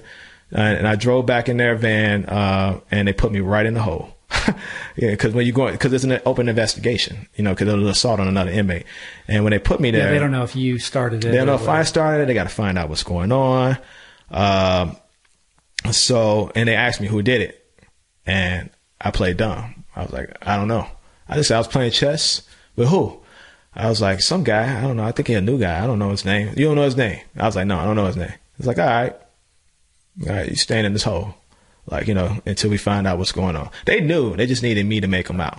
Right. And I wasn't going to rat on him, because I have my own way of dealing with him. That, I said, I'll deal with this guy on my own, So what'd you do? How did you deal with him? So what ended up happening, once a week, the investigating officer would come ask me questions, but, they had me in the hole, and listen, they tried to break me. All I had was a piece of paper and a pencil. I was dehydrated. I already lost weight when I went plant-based. Okay. So just so you guys know, when I went in there, I had what's called healthy weight on me. I was like 250 pounds, man. Mm-hmm. And I dropped down to, all the way down to like 190 mm-hmm. solid. And when I went to the hole, well, at that time, when I went to the hole, I was like 195 solid. And then when I went to the hole, I ended up getting down to like almost like 180. Like I was just like dehydrated, man. Like, because. How long were you in the hole? 40 days exactly. Oh, wow. Yeah, 40 days exactly, 40 nights. And I wouldn't tell them. It was 3 steel doors to get to me. It was no window, nothing like that, man. It was. Now, I will tell you this about the hole, at least the one I stayed at. It is like prison, what you see in the movies. Yeah, it's very depressing. It's something that they try to break your spirit and your soul in. So, but yeah, I never told, and they end up releasing me it was so funny. It released me exactly on my mother's birthday, July 12th. released me on her birthday to general population. And they knew who did it, and they ended up just shipping him to a different prison. Mm-hmm. So that's why they put me back in general population. And so they knew who did it because there's cameras and stuff, but they just wanted me to make them out. And right. So you didn't make them out, but you didn't get any extension on your... No, of course not, because, they seen the shit happen. You know, they knew what happened. They knew what went down. You know, and I'm sure there are inmates in there running their mouths, and I'm sure they told them exactly what happened. But yeah, to this day, I don't know why dude did that, but he ended up, my understanding, when he went to that other prison, some Chicago boys took care of him, if that makes sense. You know. Am I supposed to read into the fact that you might have had something to do with that? I had nothing to do with that. All right, man. Yeah. The vague insinuations continue. Oh yeah. All right. Well, let's get to you getting out of prison. Like, so how much longer, and like how long? Yeah. You were in there for how long? I was in there for about close to 3 years. 3 years. Yeah, close to 3 years. Yeah. So you get out, man. What's the plan? Man, get out, and I'm in the halfway house, trying to adjust to new life. I remember even being back in Chicago or in Colorado? Back in Chicago. Yeah. They give you a bus ticket to get home. They release you like you ain't shit. Get home. You got 24 hours to report to. I think it's 48 hours at the time to report to the halfway house. And if you don't, they coming for you. The marshals will be looking for you. So, and the halfway house is just, another holding facility. So yeah, I ended up going back to Chicago. I spent about 6 months in the halfway house. And that whole time you are required to look for jobs. You are required to pretty much take care of yourself, look for jobs, and you got to be job hunting every day. You got to report back. You got curfew and all of that. And I end up picking up. Do they help you with that? I mean, you got a felony charge, right? So how's the job search go? They don't help you with none of that. That's the situation. Yeah, that's one thing fucked up about post prison. They didn't help none of those guys, including me, with job placement. It was all bullshit. But again, at least I had some skills to know what to look for. I went on Craigslist, I went on regular websites, applying myself and stuff like that. And, I ended up getting these little odd jobs here. And what started really booming was brand ambassador work. That was new to that era. What year are we talking about? Oh, we talking about 2005, I want to say. Yeah, 2005, 2006. And I ended up taking up a job as a brand ambassador because those companies are really, they're brand new companies. They like startup companies, meaning like they're not finna spend money on background checks. They don't give a fuck about that. As long as that you are aesthetically you look good, and you have some type of people skills. And I have both. I have good people relation skills. They took me on, and paid me like $15 an hour. Did you, and the job was what? Just like take pictures of clothes and stuff like that? No, I started doing it for Verizon. I was selling phones. Like I would go to different Best Buys and sell phones and educate the consumer to new products and new phones and stuff. And Verizon hired that marketing company to send their brand ambassadors out just to educate consumers about the newest, hottest cell phone at the time and stuff like that. And I did that for about 6 months until finally what I've been waiting on, because as soon as I got home, the company that I worked for prior to going away, remember I told you I was doing healthcare? Yeah. I was working for the hospital system, and I was 20 at the time, impressing everybody at that hospital with my work ethic, my productivity, and I was just getting into medical collections and also doing some negotiations for them for work comp and stuff like that. So I was one of their most valued employees. Like I was really good at what I was doing, to the point that I had to develop a bond and relationship pretty much with leadership, mid-management leadership. And when I came home, they were supportive, man. They felt like it was a fucked up situation, but they had my back. So that's pretty cool. It took them 6 months to give me the green light, though. It took them 6 months because they had to go they got a lot of bureaucratic red tape. Oh yeah, to try to go get to the top dogs. Because there's a lot of liability, man. Like if you just lose your shit one day and go insane, like they're in deep shit. No doubt. You know what I mean? So like it's a risk. Yeah. No doubt. But it's cool that they were able to extend themselves that way. Yeah, they brought me back, and I never looked back in terms of. So when you went to New York, is it the same? It was the different same company. Yeah, this was only the second company from that hospital system. I stuck with them for about maybe about 2 years, and then started getting more into managed care contracting. And I went to their sister company. I transferred over into a different company that's owned by the main parent entity that owned that hospital. And I started getting into what's called physician contracting, which is something I've always been fascinated by. And you're a lawyer, you know this is. I've always been fascinated about how deals are made and put in place, even down to the language and stuff like that. I was really loving it, you know, doing like physician contracting and provider relations. And I was just hungry. I always wanted to keep moving on. So I moved in within an organization. And then my boss at the time, may he rest in peace, he died maybe 4 or 5 years ago. He kind of took me under his wing and showed me everything he knew about contracting, legal. He was a former lawyer. Took me under his wing. First time I had a male mentor that really was like, I got you. I'm going to show you how to do this. That was legit. You know, and he showed me everything he knew about healthcare, everything. He told me everything about everything as far as from all types of contracting to the laws, Medicare laws and all of that. And I used to sit with this dude every day, and he really groomed me to be one hell of a contractor, one hell of a managed care executive. Beautiful. Yeah, it was a beautiful thing, man. And so he took that risk on me. And so I ended up doing that. But again, I was hungry. I knew what I was doing. I was like, I gotta make more money. I gotta do this. And keep in mind, all of this was happening fast, and I was still on house arrest and all of this. And I was like, I gotta get out of this way. And me and my lawyer ended up going back to the judge to show them how much progress I made in the 2 years post prison. Like, look at him. He's making X amount of money a year, making good money. Back in college, back in school. He's a clean role model. He's been coming home for 2 years. Right after work, playing with his little dog. That's how my dog came in my life. You know, that's how me and her developed that bond. She came into my life right after prison within 6 months, and that's a whole different story. But we ended up getting that dropped. And as soon as they dropped the rest of my time, this dude dropped it. He's like, yeah, you don't need to be on supervision anymore. He's like, he told me at the end, he's like, I'm really proud of you, man. I seen something in you. I know you had it in you. Good job. Keep up the good work. From a federal judge. Wow. That was amazing. And so that allowed me to expand with applying myself out of state, because I couldn't leave the state. Right. And I applied for the current company I'm at, and they took me on. And you know, they hired me, and I never looked back. I've been now with this company like close to 8 to 9 years. And so yeah, it's been a good. So you moved to New York and I ended up moving to. So I was required to move to Nashville. I had to stay in Nashville for a year because the senior VP, my senior vice president that hired me, was like, "Well, you got to come down here.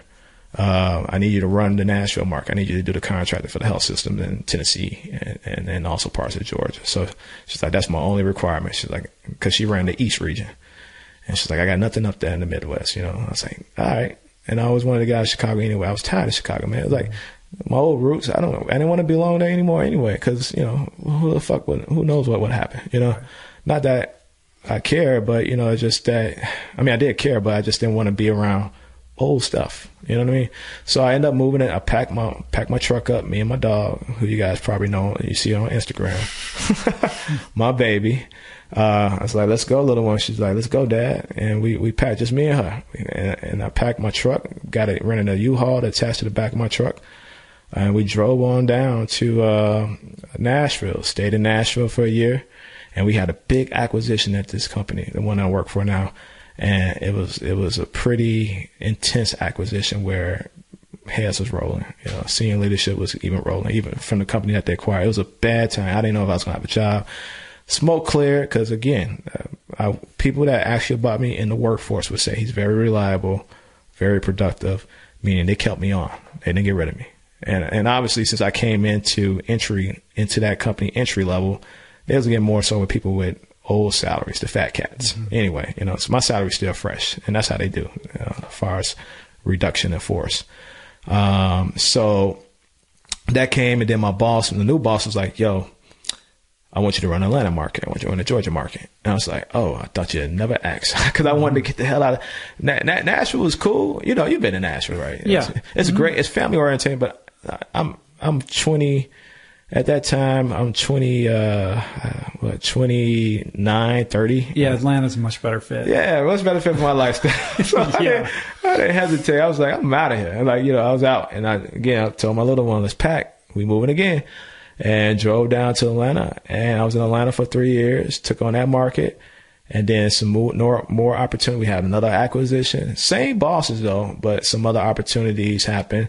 And for me to take on the New York and New Jersey market with some new initiatives, because one thing about the East region, specifically in New York, and a lot of you medical professionals out there on the administrative side know, it's very hard to get providers to contract into managed care organizations. They really want to remain independent. Mm-hmm. So it was a lot of money and opportunity up there for our company. So they deployed some of their best people up there and gave me that opportunity. So I went up there. And I've been in New York now for about close to 6 years, and that's the speed summary of the healthcare career right there. Yeah, man. That's well, I mean, that's an insane story, dude. You know, I mean, just the fact that you were able to piece it all back together, you know, and create this life from, you know, what could have easily just been, you know, a devastating situation that you never recovered from. Yeah. You know what I mean? Yeah. And that's a beautiful thing. So I want to take it back to, you know, kind of the spiritual journey of like purging yourself and cleansing yourself and like trying to like get right with yourself and you know, figure out how you were going to live your life, right? Yeah. And how that's translated into, you know, kind of the things that you're doing now. I mean, that's a leap, right? Like, all right, so you go vegetarian in prison, fine, you know, but how does it, you know, sort of gestate and mature into you becoming like an advocate? Yeah. So that's perfect segue into that, because talking about my 4-leg daughter that we talked about, I in prison. What's your dog's name? Soka. Soka, all right. But you guys know her, and that she's named after Caribbean dance, but you guys know her online as Scruff McFly. Is that her she have her own Instagram or something? Yeah, so if you guys out there, follow her, Scruff McFly. That's, all right. That's Dominick's daughter. So Scruff McFly. But yeah, so in the joint, like I said, man, I study with a lot of different people with a lot of different backgrounds. I learned a lot from even Italian mobsters to, like I said, I studied with different tribes of Native Americans. I have part Native American in me too, so it's natural for me to gravitate to them on some stuff. And I really found my way in that area and finding who I was and started to define what I believed in at the time while I was in there. I like I said, re-engineered my body. I went from, it was amazing because when I went plant-based, I didn't know what was happening. I thought I was withering away. I was like, what's going on? This weight dropping off me. Cause like I said, I was like 250 plus. Were you hitting the weights while not lifting? Yet. Not yet.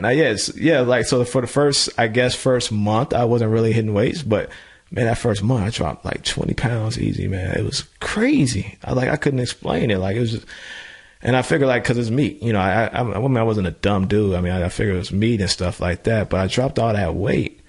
And I just started doing push-ups. I started mimicking what I was seeing. You know, it's kind of like you go with the flow environment. You know what I mean? Like you participate in what most inmates do that are positive that you can. And I started picking up the weights and started lifting weights and just re-engineering my body. And I got like I said, I got down to like 190, 195, solid muscle, man. No supplements, no drugs. Lifting heavier than I have ever lifted. Rice and beans and oatmeal. Rice and beans and oatmeal, man. That's why I laugh when people are like, oh, he takes steroids or he takes supplements. I'm like, dude, they don't know my story. I did this shit in prison. You know what I mean? I was in there. We didn't have access to what some of y'all youngsters have out here. You know, we didn't have that enhancements and shit. You know, no protein powders. We didn't have protein powder, dude, at all. I was just rice and beans all day, oatmeal all day long. And we was lifting heavy in that. Like I said, I was doing like 500-pound deadlifts. I was doing 315, like it was nothing racking. But a lot of the strength gains, though, and to this day, I tell people are like, how can I get strong? Calisthenics, because I was doing push-ups, pull-ups, and dips. That builds your natural core up. That builds up your natural strength. And I would do easy, man, every day, at least, man, anywhere between 100 to 200 in a combination, if you had all three disciplines. Right, so about 300 repetitions of pull-ups, push-ups, and dips. I mean, was that surprising to you? Did you just presume like, oh, I'm gonna forego meat, so I really didn't make I'm gonna sacrifice some strength, but that's what I feel like I need to do. And then, I didn't give a fuck about sacrificing anything because it wasn't about health for me. Mm-hmm. But yeah, I didn't take the time out to like, what, like my body's transforming, but I was like, I like it. I was seeing my six pack and all that. I was like, shit, it felt good, but that wasn't my driving motor. I didn't put it all together, and I just started. The only thing we had access to, as far as health is concerned, like information like that, we will all share like subscriptions to Men's Health and Men's Fitness and stuff like that. So we would read the latest articles and stuff like that, and we'd be like, oh, we can't wait till we get home. Do like these other guys. All you gotta do is take a pill once a day and work out once a day, because we was in there working like 3 times a day. That's all we had to do. Like, that's the only time we had on our hand was just hit the weight pile, because the weight pile, and the prisoners know that, it keeps the tension down. Mm-hmm. We had those old school plates. You don't even see them nowadays. We had 100-pound plates. You don't see those these days. Old school plates. Yeah. And we all, not just me, it had nothing to do with your diet, but 80% of the population was about that life, like pull-ups, push-ups, and dips, and hit heavy weights, squats, all day. It was like a training camp. Damn it, like who can get stronger? And everybody was encouraging each other, like, come on, let's go. So we had what's called a car, and that means like you jumping in your car. It can only be 4 men in the car, because you rest between sets with the 4 men. So if John Doe gets down, you got the other 3 guys putting the weight up while he's getting ready to go under. Boom, boom, boom. He gets up. There's no downtime. There's no downtime. Just maximizing that limited amount of time that you get in the yard or whatever. Yep, right. Exactly. Walk in the yard. And then you'll walk the yard. We had pull-ups everywhere. It was, like I said, the yard was just like what you see in the movies. You walk around. You talk. You pay good money for this, man. What do you think? It's like Barry's boot camp days and all this shit. Better than Barry's boot camp, yeah. For sure, man. So by the time you leave, you're jacked up. I'm jacked the fuck up when I leave. Like my mom was even like, "What they do to my baby?" She could see my bone structure in my face. She preferred me to be a little bit more heavy set and so yeah, I was jacked up when I came home, man. Like jacked the fuck up. Like I had worms all, like far as like vascular. You could see everything, my muscles and everything. I was pretty damn jacked, even more jacked than what you guys see now. I was a little bit smaller though. Like I said, I was smaller, but jacked and strong as fuck. And it was because of plants. But at that time, I didn't know. But thinking back on it now, yeah, I got strong as hell in there. So I came home, just like Malcolm X, I was kind of bitter. I was kind of like, just bitter at the world. I remember hearing rap music play at the side of a car, as I was, being escorted, from, the halfway house to, we sometimes would go like on like a group ride to, they'll drop us off in the area to look for jobs, stuff like that. But I remember hearing rap music, and I was just like, cut that off. Like everything from even rap, anything negative, I was like, just want to run away from it. Like I didn't want to hear the rap music. I didn't want to see some dumbass young guy that used to be like me, hat cocked to the left. And I just looked at, I kind of just had a bitter taste in my mouth about society. I was angry at the world for what I came back to that I never seen, because I was part of that ignorance, and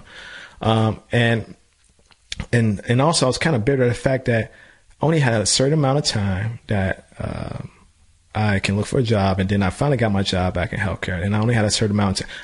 I was required to go straight to work and come straight home. They checked my vocal cords all throughout the night, like random times. They'll call my phone. I was required to have a phone in my place, and they'll check it, and I had to repeat back certain things. That's how they know that's you there. Oh, so it's not somebody trying to pretend like it's you, like that. You can't. You have your voice imprint or whatever. Exactly. You got a voice imprint. So I had all this time on my hand, just sitting at home. We didn't have Netflix and chill then. We didn't have Netflix and chill. We didn't have online dating. We didn't have social media. We didn't have none of that. you can get into to occupy your time? Nothing, but TV. And I had this big ass empty apartment to myself. I had a 3-bedroom apartment on the west side of Chicago. And so my mom just got back she ended up remarrying her husband, who she's with today. She ended up getting married to this guy, great guy too. He's a really good, great guy. And they went to St. Thomas Island. They go there once a year. And she went there to visit with him. And this little ass, if you guys remember the movie Gremlins, this little fur ball that looked like Gizmo was just scratching at my mom's feet. And I'm going to go on record and tell you, my mom is not an animal lover. She's not about that life. She's the least person you would want to leave your cat and dog with. And so, but this little Gizmo looking thing was scratching her and her feet, and she just fell in love, like big eyes. It was like something out of a Pixar movie, looking up at her like, take me home. Right. And so she fought with customs and paid a nice little healthy fine to get her back over into the States. And when they got back to Chicago, her husband had 3 Chihuahuas. And, Chihuahuas by nature, most of them are kind of evil. they're not the easiest. Aggressive. Especially they get older, they start nipping at you. Yeah, they nip at you. They're a different breed, And so here's this little Gizmo looking puppy hanging out with Stripe in them, the bad gremlins. And my mom wanted to keep Gizmo in the bed with her, but her husband was like, no, she needs to be down there with her brothers and sisters. She is not privileged. They will fight to the point that they was really having a serious fight. Cause this is like my mom's her baby, this little ass puppy, Gizmo there. So I told my mom, she told me about the problem. I was like, yo, just bring her to me. I didn't even see her yet. Bring her to me. I didn't even know what I was getting myself into. I just said, bring her to me. I got nothing but time on my hand. And keep in mind, I am normally a big dog person. I had German Shepherds growing up, pit bulls, you name it. And she shows up at my door, and this little bitty fur ball rolls out. As soon as I lock eyes, it was just like, I'm not even kidding you, it was like a cartoon movie. Like we just felt like, and she just ran up to me like this little size of my hand. I picked up and gave her that look like, it's just like Beauty and the Beast, this big ass dude looking at this little innocent little doll that's looking like, are you going to be my daddy? Somebody say, nobody wants me around.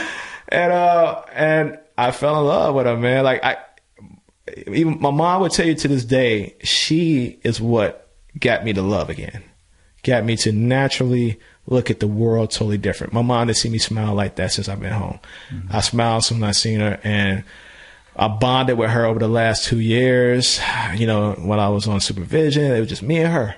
No women around like that, nothing, just me and that little fur ball that you guys know. And that was that was what you needed to take the edge off the bitterness. Yeah, and man. Start to reframe how you're looking at the world. Yeah, because it's not like I had drugs to dive into. I didn't ever play video games. I just had so much time on my hand. I couldn't even go to the gym, Rich. 3-bedroom apartment, though. Yeah, well, again, this is in the hood, though. I was in the hood. I wasn't in some plush ass place. Like, 3-bedroom apartment, I was able to afford with my salary for sure. And so, yeah, man, I had nothing but time on my hand. All I could do was just do, again, more calisthenics and working out, just do what I know, and develop this bond with this little fur baby who was my heart. And I started looking at her differently, and just like, wow, like, why are people eating animals? Like, and I just made that connection. Like, if I can keep this little one under me, and the amount of love I have for her, I feel like people really need to understand, like, these beings are intelligent, and they need somebody to talk and speak up for them. And that was like really my intro into activism. Spending that 2 years was like, my way of really learning a spiritual side and really connecting to an animal. My bond to this day, anybody that knows me in my personal life will tell you that my dog even comes before. I hope my mom doesn't hear this. My mother, because she really, she's a very important chapter in my life. I love her to death, and she, like the old saying goes, dogs love you when you're down, depressed, and all that like that. But she was all I had after work, before work. Mm-hmm. 8 hours subtracted from the 24 hours. That's all she had. So yeah, that was my intro into really reconnecting with the world. and start to really like, I need to talk about these animals a bit more. Well, it goes back to what you mentioned at the outset, like this sense from a very early age that you didn't like seeing a bully, right? Yeah. And you always wanted to stick up for somebody who is being taken advantage of. And, it's an easy leap to animal rights and animal activism when you see animals that are, being abused and don't have somebody who can. I mean, it's a form of bullying, right? That's Correct. what it is. It's sort of like people are taking advantage of them for their own, reason and rationale. And we have a whole battery of arguments to sort of back that up. But, that pushed your button, right? It's the same button. Yeah. Yeah, for sure. For sure. And I just want to be her protector. And I feel like I just feel like I've always been like a natural protector. And that, it's funny, like I say, how karma works. This is like my tools. I need it to be who I am, who you guys know is today, like be this big voice for the community. Yeah. So how does that start to, work its way into like what you're actually doing? Yeah. So, I like I said, naturally for me, everything that happened to me in prison and leading up to everything, everything that happens to animals, animal agriculture. Only thing that didn't happen to me was I was not destroyed or raped. You know what I mean? I, to this day, still alive, very well alive and healthy, but I went through a big percentage of things that they go through, even including fighting with who you cohabit your area with and stuff like that. So I think for me, when I made that,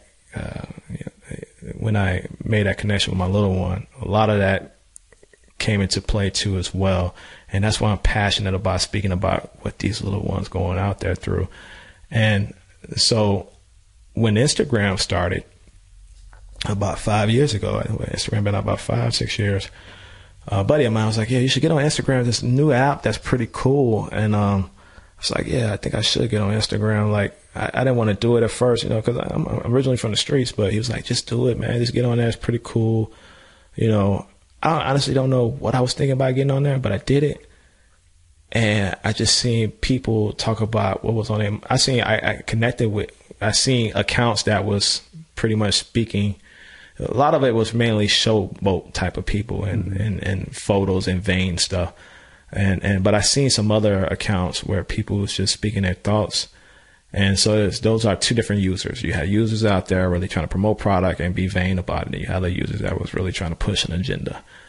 I went right off the bat pushing my agenda. Like, I mean, I'm not a bad looking guy, so I would post different selfies and stuff like that, but sometimes you got to get their attention. I feel like I was pretty good. I mean, obviously that's why I had to go away. Yeah, you got like 160,000 now, right? Like, you got a huge account. Yeah. So I think, and so what happened with that, it organically grew because I came in the door talking about animal rights.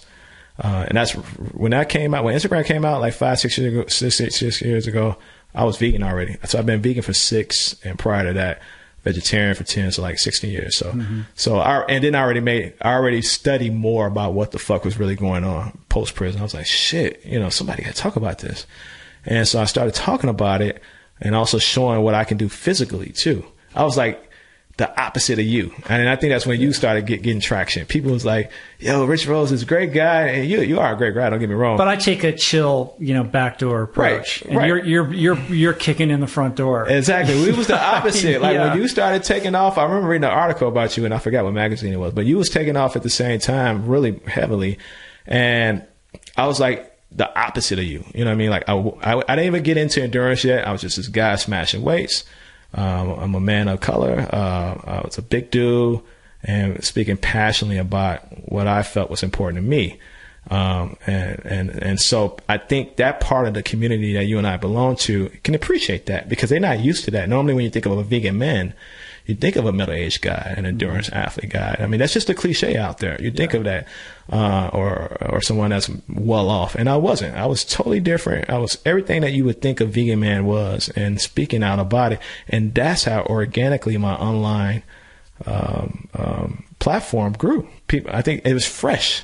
Mm-hmm. People love fresh. Yeah, here's this stuff. guy. He's super handsome, African-American dude.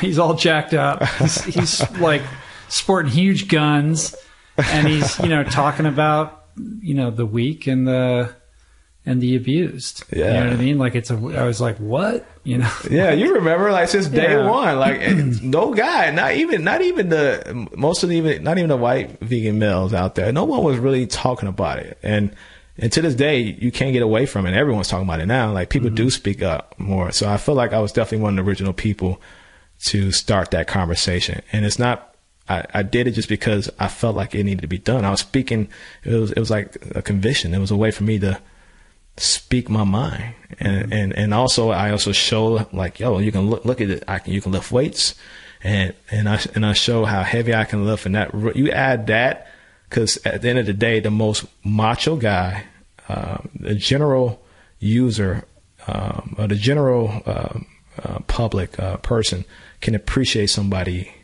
especially the men, that someone can do something very impressive physically. So I feel like that's how I got the guys' attention. They was like, this dude's slamming weights. And then the women was like, oh, he's very handsome, and he's talking about animals.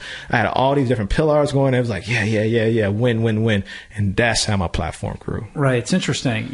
For sure. If you're a physical specimen and you can do things physically that other dudes can't, or that other dudes aspire to do, then you have their attention. For sure. You know what I mean? For sure. And that's very different than, like, whatever's coming out of your mouth. Yep. You know what I mean? Like, exactly. And it shouldn't be that way, but that's just the reality. You know what I mean? Right. Our mutual friend, Michelle, Dr. McMacken, she always tell me, like, Doms, just show them what you could do. Like, just go back to that old Doms, like, just show them. And it'll do way more for the movement, because it's only so much education and activism. And there's a lot of people that can get up and parrot the information or the statistics or cite this research or whatever. But like, your unique gift is you can carry that message in a package that, most people don't have. You know what I mean? Yeah. And wish they could have. And it basically defies every stereotype about what you would imagine, like, a vegan dude. Correct. Not only would look like, but what a vegan dude is capable of physically. Yeah. So it's upending that stereotype and providing kind of a new face on this idea that a lot of people have preconceived ideas about and stereotypical notions about who those people are. That's correct. They are. Yeah. They think we all are skinny, pale, and weak. But it's interesting that, you're just trying to piece your life back together and like live well and like be good. Right. And you're like, I'm sure you're stoked that you got like a career path, like who would have thought, like, that could have gone very different for you. Yeah. So it's not like, oh, I'm going to quit my job and be a animal rights activist. This is like a little side thing you start that, keeps you engaged on some level, I suppose, but not like, oh, this is going to be my life. Correct. You hit it right. Exactly. Like, I wasn't trying to make it my life. It was just something that I felt responsible. Somebody had to do it. Like, I didn't have no agenda like, oh, I'm going to get out of corporate America and start a startup company, a couple startup companies and try to make money off this community. That was not on my mind. My mind was just healthcare, try to hit it as hard as I can, go high.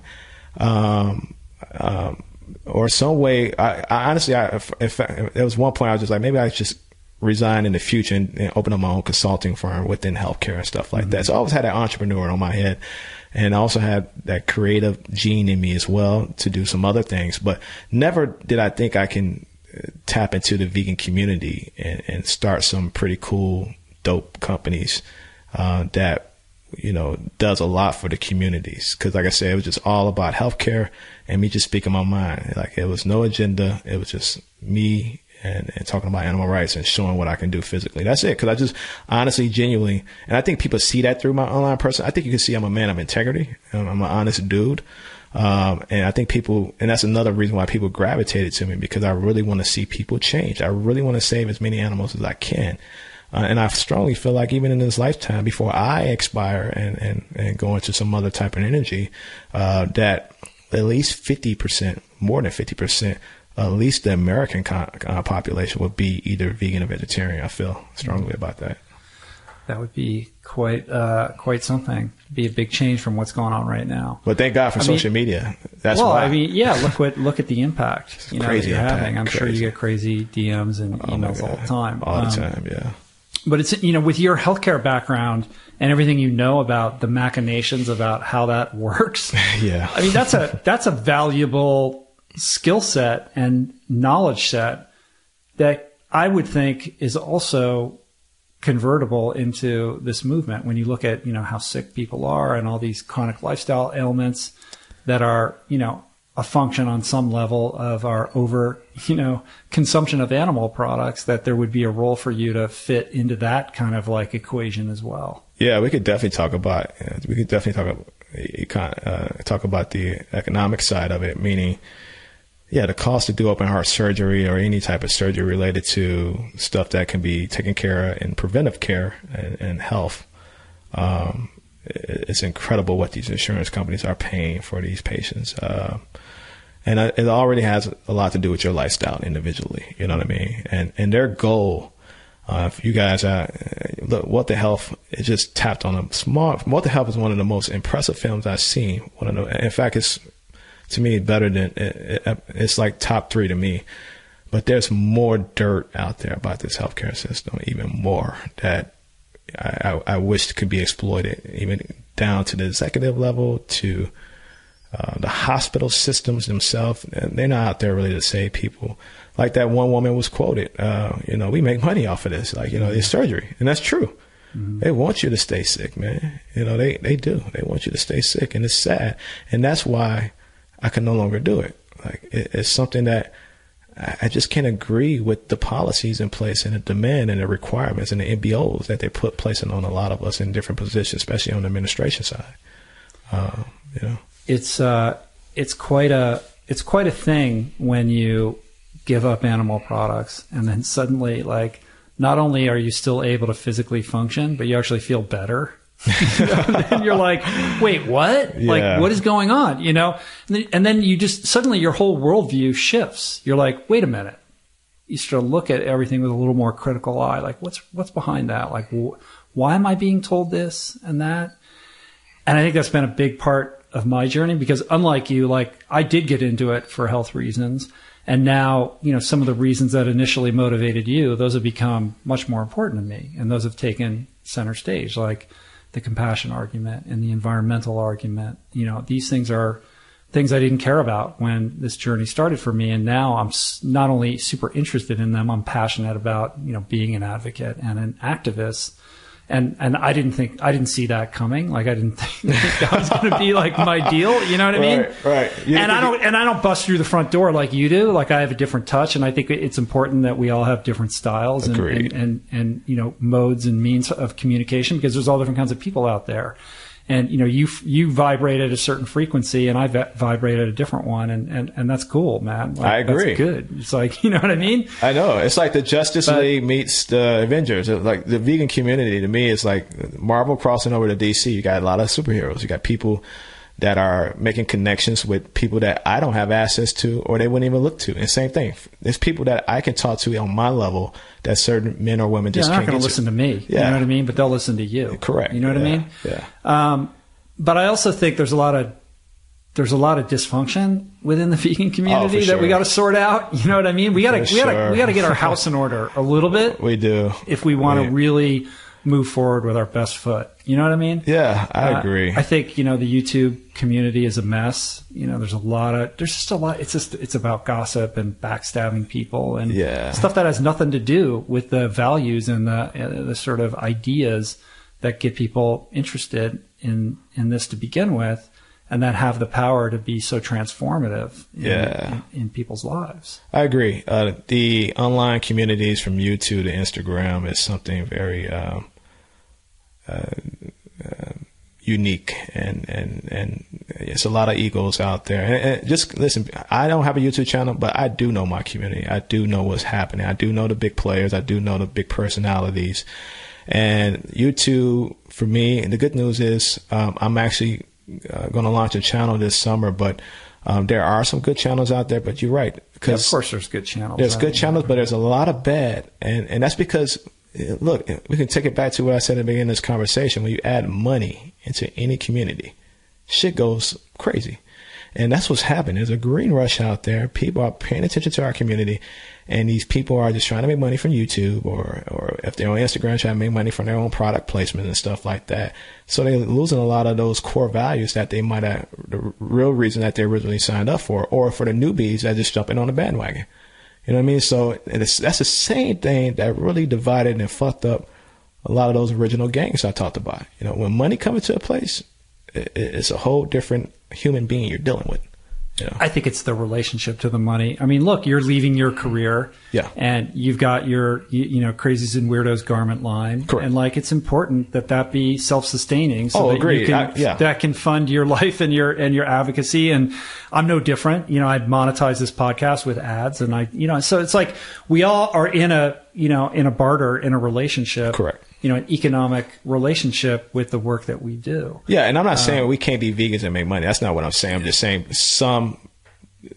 that situation has an impact on certain people. Like you probably are responsible with, and you're putting out great product. You and I both are putting out great product. But again, some people are jumping into that only for that reason, while not really serving to put anything value out there that can help improve our community or can help make that omnivore think twice about our lifestyle, if that makes sense. Yeah, I get that. Yeah. I mean, are you on the receiving end of a bunch of like haters and snark and stuff like that? In what terms? What do you mean? Do people blow up your Instagram with a bunch of BS that you have to deal with? No, I don't. I don't get that many haters. I will say that. Think so. I mean, Instagram's a pretty positive community in general. It is a pretty I don't positive. see a lot of that. Yeah, you don't see a lot of that. It's not like YouTube. Yeah, it's not like YouTube, but I feel like if I even had YouTube, I don't think, listen, what you guys see online is how I am in person. And I stick to my own beliefs and I think some of those keyboard thugs and trolls, I think they wouldn't take it to me in that area. Like not now. Not after hearing the story you just told. Well, if they want to, then so be it.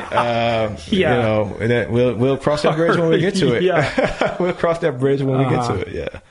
I'm optimistic about this movement, and I'm energized by it, and I'm enthusiastic about it. And, it's cool. Like you mentioned, What the Health, like there's amazing documentaries coming out and books and more events like the one that you came to, LA to participate in. And, the reach just continues to extend. And I think it's, fairly established that this isn't, like a trend that's just sort of blowing, with the wind. Like there's a lot of momentum, and there's more and more people that are sick and tired of being, lied to and pitched to and finessed into, adopting this diet or that diet. And I think, when you kind of parse out like what we're talking about and these values and ideas that are important to us, it's for real, man. It's like, whether you're talking about health, whether you're talking about the environment, whether you're talking about living more sustainably and more compassionately, and beyond that, to not to get too, sort of out there on it, but like it's a spiritual journey, dude. And it is for me. And like from what you're saying, it is for you. And there's something about when you change your behavior to conform to your values, and you do that soul searching, and you've kind of, like you've gone, like in certain respects, it's like, you got to go low, man, to like rise up. And it's like, you went low, dude. I had my version of that, and I don't mean to, I'm not going to compare it to yours. It's nothing like that. Yeah. But there's something beautiful about that allows you to really face yourself in a certain way and really, confront harsh truths about how you're living and figure out like, who are you? And like, what do you stand for? And what do you believe in? What are your values? And how in alignment are you, in that gap between the actions that you're taking, the thoughts that you are entertaining, the way that you interact with the people around you, loved ones and strangers, do those comport with that value system? And if not, what are you going to do about it? Yeah. And when you make that decision and begin to clean house in that regard, your life fucking changes straight up. Oh my God. My life went from, it's a 180. When I decided, like I said, when I got on my knees, it was amazing. Everything just changed for me. And this lifestyle that you guys see me involved in now, I owe it all to, and I tell people to this day, it's not just more than what you eat. It's just, you're doing your very damn best not to cause any type of harm. And the universe, Ahimsa. Yeah. Yeah. And the universe, energy will repay you more than you can imagine in so many ways, whether it be your physical health or your financial portfolio. You get all these new and exciting ideas. I swear, you're right, Rich. It's a spiritual thing too. This lifestyle has been the best thing to ever happen to me, for sure. Mm-hmm. Yeah.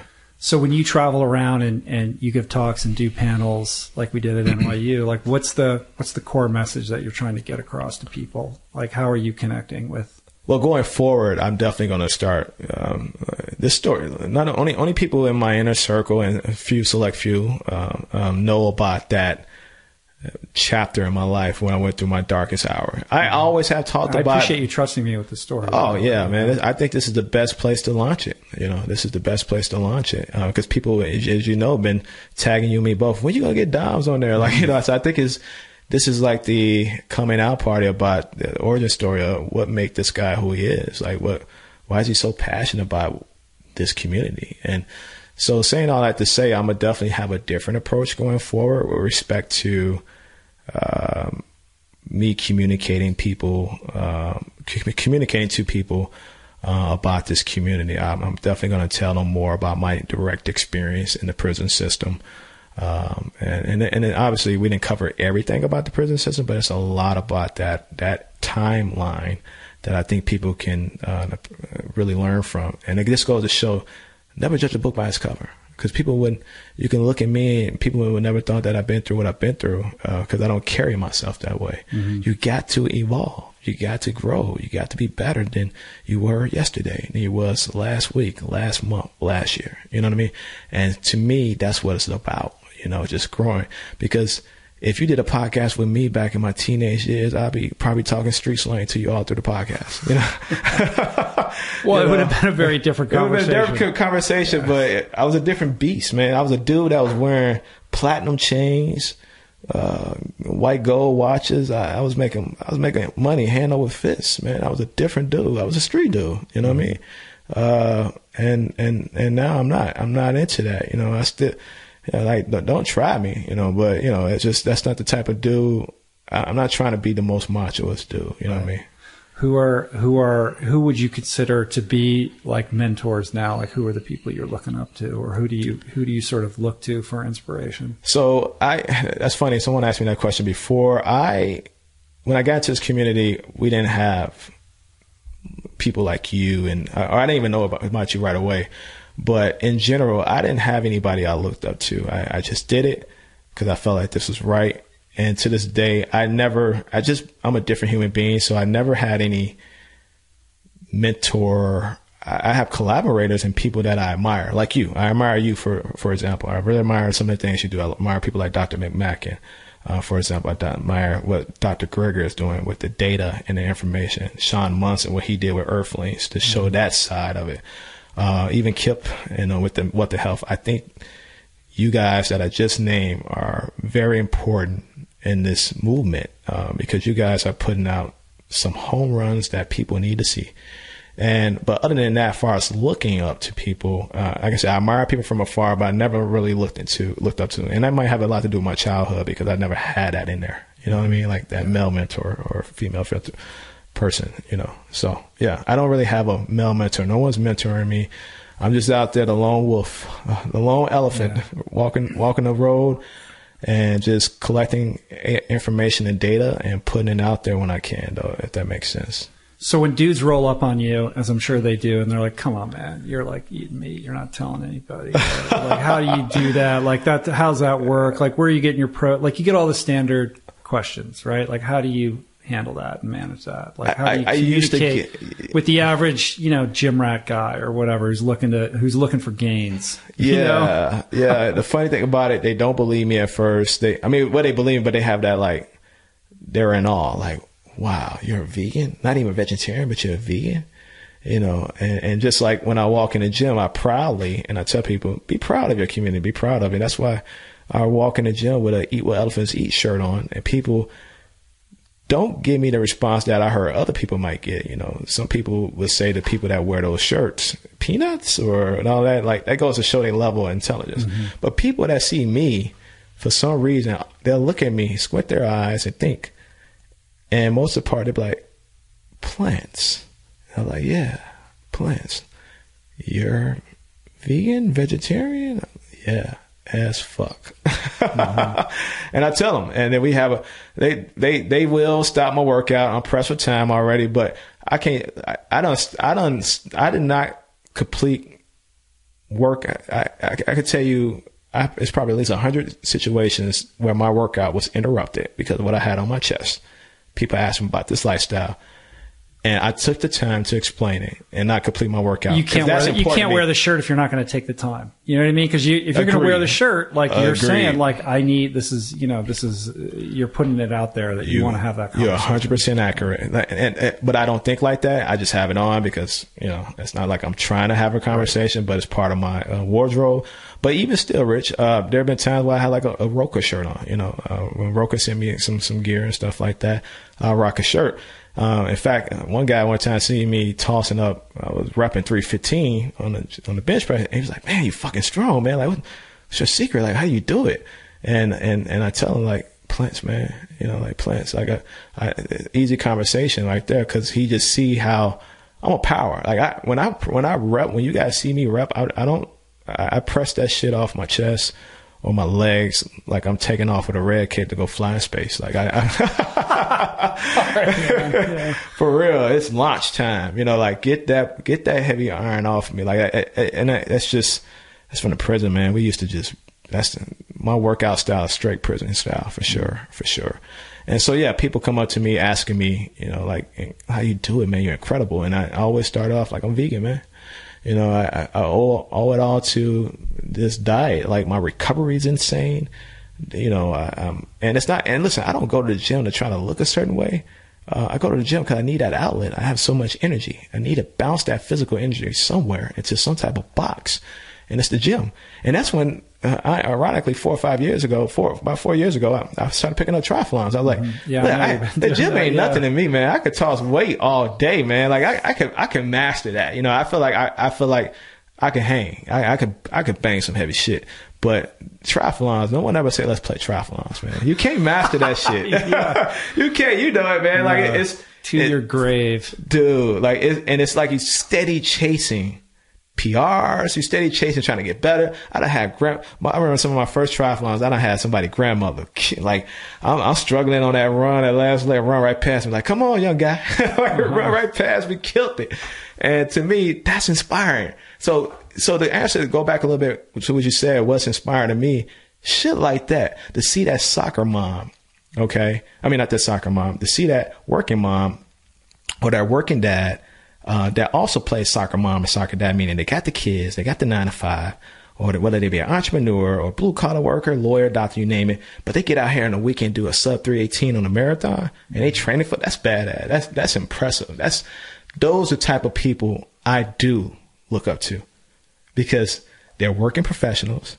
They're not pro triathletes. I don't look up to the pro triathletes or the pro athletes, whether you're football and basketball. Those guys have $1 million facilities, $1 million training teams, and $1 million payroll. They should be pretty impressive physically. But for that mom that's a lawyer busting her ass and go through a sub 318 marathon, what? That woman she needs to be paid. I mean, she needs appraisal for real. And I look up to those people, to those working professionals, because I'm a working professional, and I managed to squeeze in the little time I had to train and do those triathlons. So I get it. I know the struggle. I've been there too. But there are some very impressive people out there that do it working a 9 to 5. So yeah, that's. Are you still training for tries? I just hitting the gym. So right now, this year, I took off. The latter part of last year too, as well, because going through this. With my startup company, it's getting so out of control, and I had to manage that and get that pretty much under control. Meaning it's growing really well. It's growing out of control. So I had to. Typically, I would do 10 to 11 endurance races per year, which is a combination of marathons and triathlons. Mm-hmm. But the latter part of the last year and the beginning part of it, obviously, I'm not Rich is standing across from me right now, and I'm not in triathlete shape. I'm more like, he probably think I'm pretty jacked up, dude. Yeah. But I'm not in like I get a little bit more slimmer when I'm in triathlon mode. Yeah, it just tends to happen. I can still bang in the weights, but I'm just have a different body then. So yeah, I'm probably going to do 3 or 4 races at the end of this summer. I am scheduled to do an Ironman at the end of this in this fall. I'm gonna do Georgia. Yeah, I'm gonna do Georgia. Well, it's a half though. It's a 70.3. Yeah, I'm gonna do Georgia. But next year I'm gonna pick it up though, because I'll be able to have the time to do more. Yeah. Well, people are gonna kill me if I don't ask you like what you eat. I have a feeling that answer that question is not going to be as sexy and as exciting as maybe one might imagine. But the $1 million question: what I eat. What do you eat, dude? So normally, other than what elephants eat.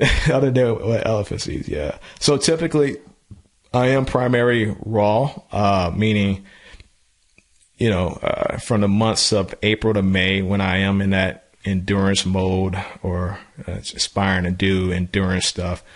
Especially training. For me, I found out and I learned my body recovers better. It responds better to just juicing and blending raw smoothie fruits together. Would it be like, I take like what's a combination of mangoes, peaches, pineapples, and bananas and blend it in a blend tech and make it this amazing smoothie. My body really thrives off of that stuff. Fruits, primary fruits, not vegetables. I do my green smoothies every now and then, but fruits, man, fruits is king for me in the way I produce physically. And you guys, you're gonna laugh, but because people know this, watermelon, man, like for real. Watermelon is king in my life, man. Like even I have a supplier now. Like that's how much watermelon I consume. I got a direct supplier that even during the cold seasons of fucking New York year winters, I have a supplier that takes care of me, and I buy from them. Through and they really good like a wholesaler or whatever. Yeah, well, they use their wholesale account to do it, right, and make sure it gets shipped up there to them to get to me. But you're not like fruitarian year round. No, like so. Yeah, so during the winter, I mean, I would say in the winter time, I go down probably maybe. In recent, I have been, don't get me wrong, I have been more primary fruitarian during winter season, but in the last couple of years, I've been like more 50-50. Yeah, I do, and listen, I do enjoy a good cooked meal and stuff like that, but when I'm trying to achieve something physically, my body, for me personally, just responds well for endurance training specifically, being more of a juicer and a raw blending type of guy. Yeah. And the question that's popping up in the typical gym rat's mind right now is like, so when you're just doing fruit, when I'm in that mode, what's that like when you're hitting the gym? Yeah, so like I consume so just to give you guys an idea, like let's say if I'm training for triathlons or whatever, even not triathlons, I hydrate and consume primary fruit, raw blended fruits throughout the day, and what that means is I do my prepping on Sundays and Wednesdays. Sometimes I do it the night before of a day if I run out. I have mason jars lined up in my fridge. I consume anywhere between 8 to 12 ounces every 1 to 2 hours. So I'll train in the morning. This is how I get in my triathlon training in a 50-plus hour work week, okay? You wake up 5 o'clock in the morning. You go train, get ready to go to work. But I'm not fraternizing on lunch. I'm not going out to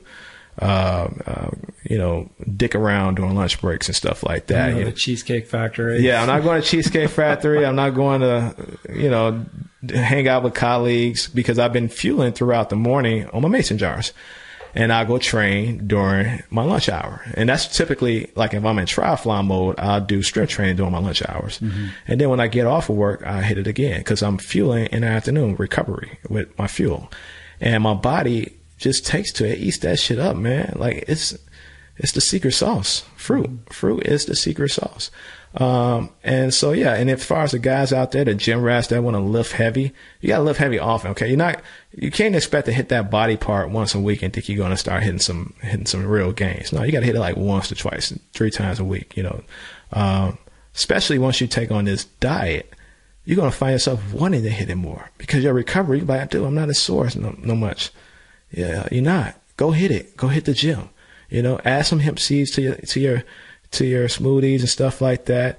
bananas is king too. Potassium in there. Oh man, it's just amazing what you can do on that fruitarian body. You know what I mean? What about supplements? So supplements, I don't take supplements. Only thing I recommend people take, because she's going to kill me if I don't mention it. Dr. McMack and me and her had a huge, and she's one of my best friends for you guys out there don't know. And she's been on the podcast. Yeah, she's a great. If you missed it, I'll put a link in the show notes to that. We had a great conversation. Yeah, she's a wonderful person. She's one of my best friends. And she's in What the Health. She is. I know. I've seen that. Yeah, she's amazing. But me and her will fight about. She's like, because I don't take supplements, but she's like, Dom, you got to start taking B12s because once the damage is done, it's done. You got to take B12. You got to take B12. I'm like, no, I'm not taking B12. And so I have started taking B12. Like, that's the only. Have you done a blood panel to just see where your markers are with everything? Everything's amazing. Everything's amazing. My doctor always just shakes his head. Like, I do a blood panel probably every 6 months. Yeah. He's just like, wow. Fucking amazing, man. Iron, testosterone, everything. Vitamin D. That's amazing. Like, all right. One day we got to get somebody I would love for someone to do my blood panel and compare it to maybe the average omnivore or even one of those gym rat guys. Like, just have somebody fund it. It's amazing. It's off the hook, man. And going back in terms of supplements, listen, everything has its place. I get it. It's convenient. You know what I mean? But for me, the reason why I didn't really take into it, and get into it, is the fact that I don't know where these companies are sourcing their product. Okay. You and I both know, they source it from areas that are highly concentrated with metals, harmful, other added stuff that might do some long-term damage to your body. So I'm not the formulator. You know what I mean? You got to be really careful. First of all, 99% of the stuff out there is not organic. Correct. Right? And no one really talks about that. They don't. Okay, so it's not organic. And that's assuming that everything that you see on the nutrition panel is actually what's in there. And, there's a lot of fuckery at these labs. Yes. Where these products get made. And, I think that it's wise to not be so trustworthy of Agreed. Those and to be really selective. I think, supplements have their place. Look, if you do a blood panel and you have a deficiency, then, you should probably supplement, right? For sure. But they're to supplement your diet. They're not to replace these nutrients, these phytonutrients, these micronutrients, exactly. These macronutrients, right?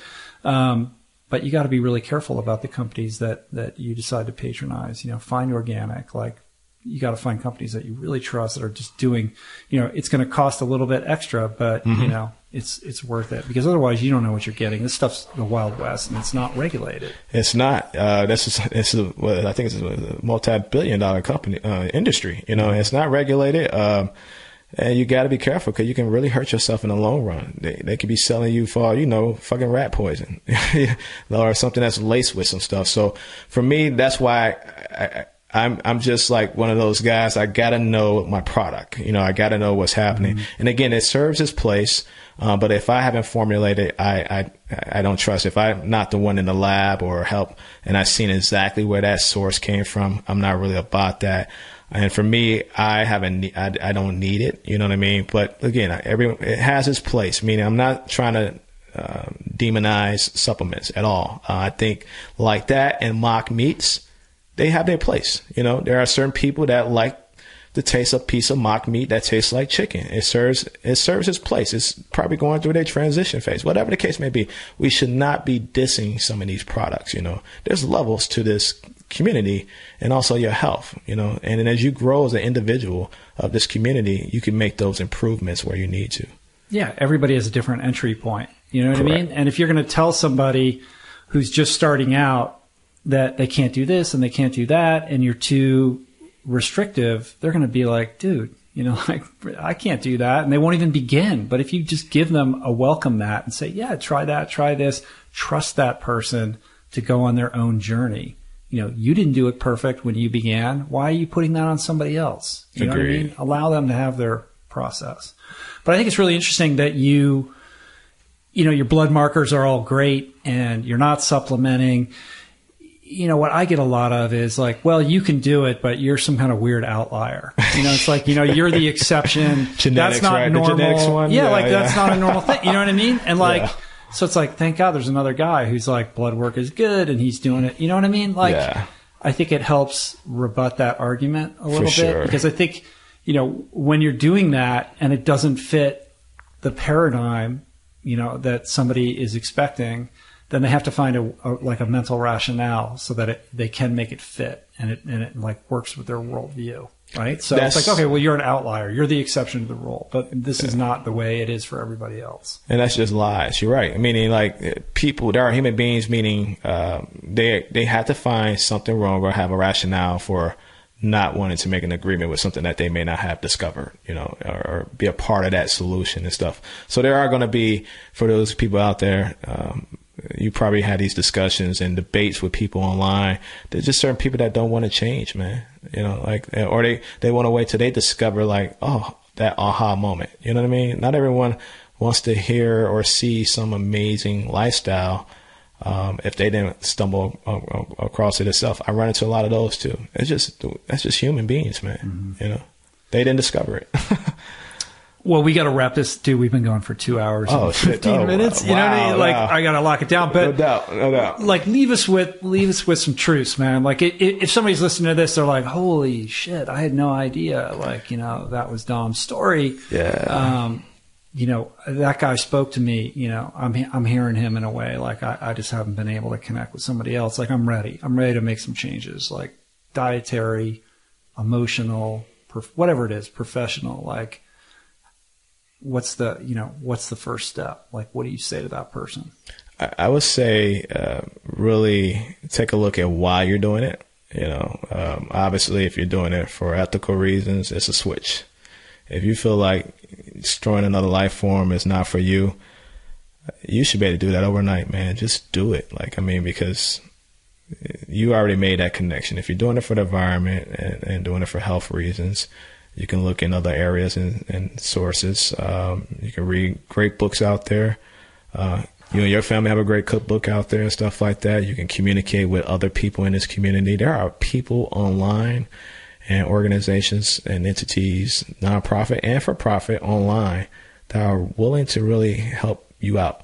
But one thing I have discovered in recent years, that no matter how much delegation I do to these other areas, people come back to me and say, no, they want to know my way, what Dom's does. So for that's why I am leaving corporate America, so I can be more accessible to you guys, and I can really show you guys how I live my lifestyle. And you can make that connection directly by just reaching out to me. Beautiful, man. I'm excited for this next chapter for you. It's gonna be dope. I feel like, first of all, super cool that you came here to tell this story for the first time and make it public.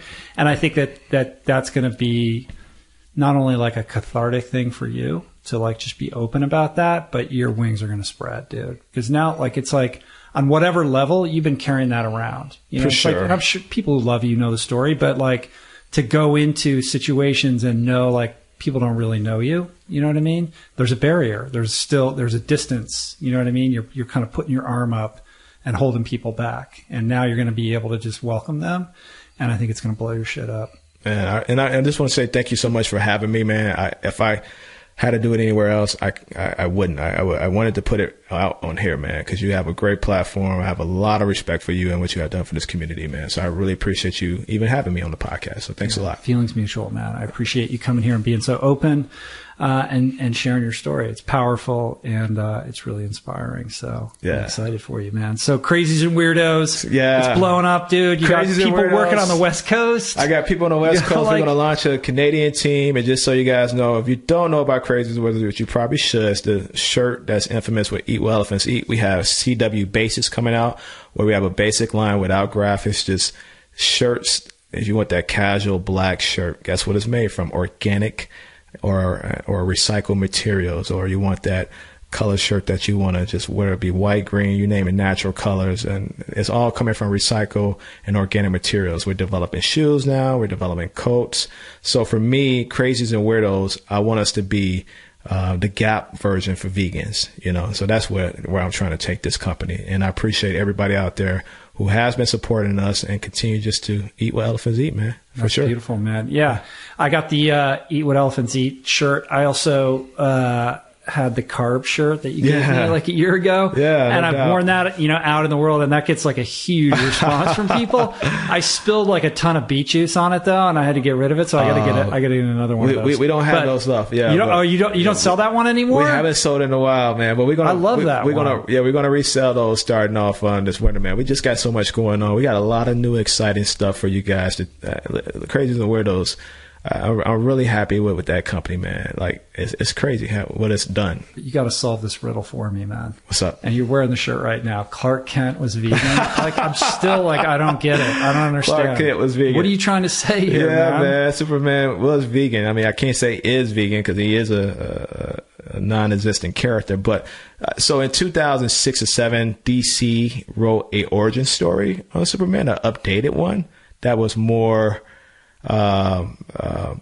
put into that time frame in 2006, 2007. So he went to Africa where he was going through his discovering who he was. He was flying around with horses and wrestling, zebras rather, and wrestling with lions and shit. And he sent the email home to his mom explaining the story that, he's making this connection with animals, man. He could see the aura around him, and he's like, I know this is probably hard for you to understand, me growing up a farm boy as your son and your son being a vegetarian. He said that. And at that time, you and I both know vegetarian was used interchangeably with vegan. Mm-hmm. Sometimes people vegetarian sounds more friendly than vegan at that time.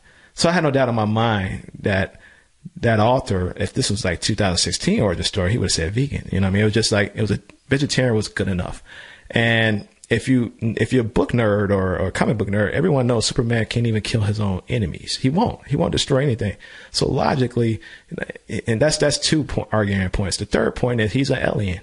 Okay. And vegans think they are aliens and think they're from outer space. Right. And he get his energy from the sun only. That's the third thing. And the fourth thing, we are our own authors. Okay. So we rewrote the story to go in line with what I just discussed, those argument points. And for that reason, Clark Kent was vegan, There you have it, ladies and gentlemen. There you have it. The canon from DC Comics straight up, right? You heard it from Dom's Dominick Thompson, man. Yeah, man. You're a bad dude. You are awesome, too, man. Appreciate it. Thanks for doing the show. Thanks for having me, man. Thank you, everybody out there, for listening, too. Thank you. craziesandweirdos.com on Instagram. Yep. DOMZ Thompson. DOMZ Thompson. And it's no middle initial. That's just, people refer to me as Doms, or Dom or Dominick Thompson, but it's Doms at Thompson, on Instagram. Dominick Thompson was taken, so I just had to do Doms. Yeah. Yeah. And you're blowing things up there, man. So everybody go on Instagram, follow him. Speaking the mad truths. Yeah. You too, brother. Right on, dude. How do you feel? Feel good, man. I think we did it. I think we did, man. Yeah, man. All right, cool. Word.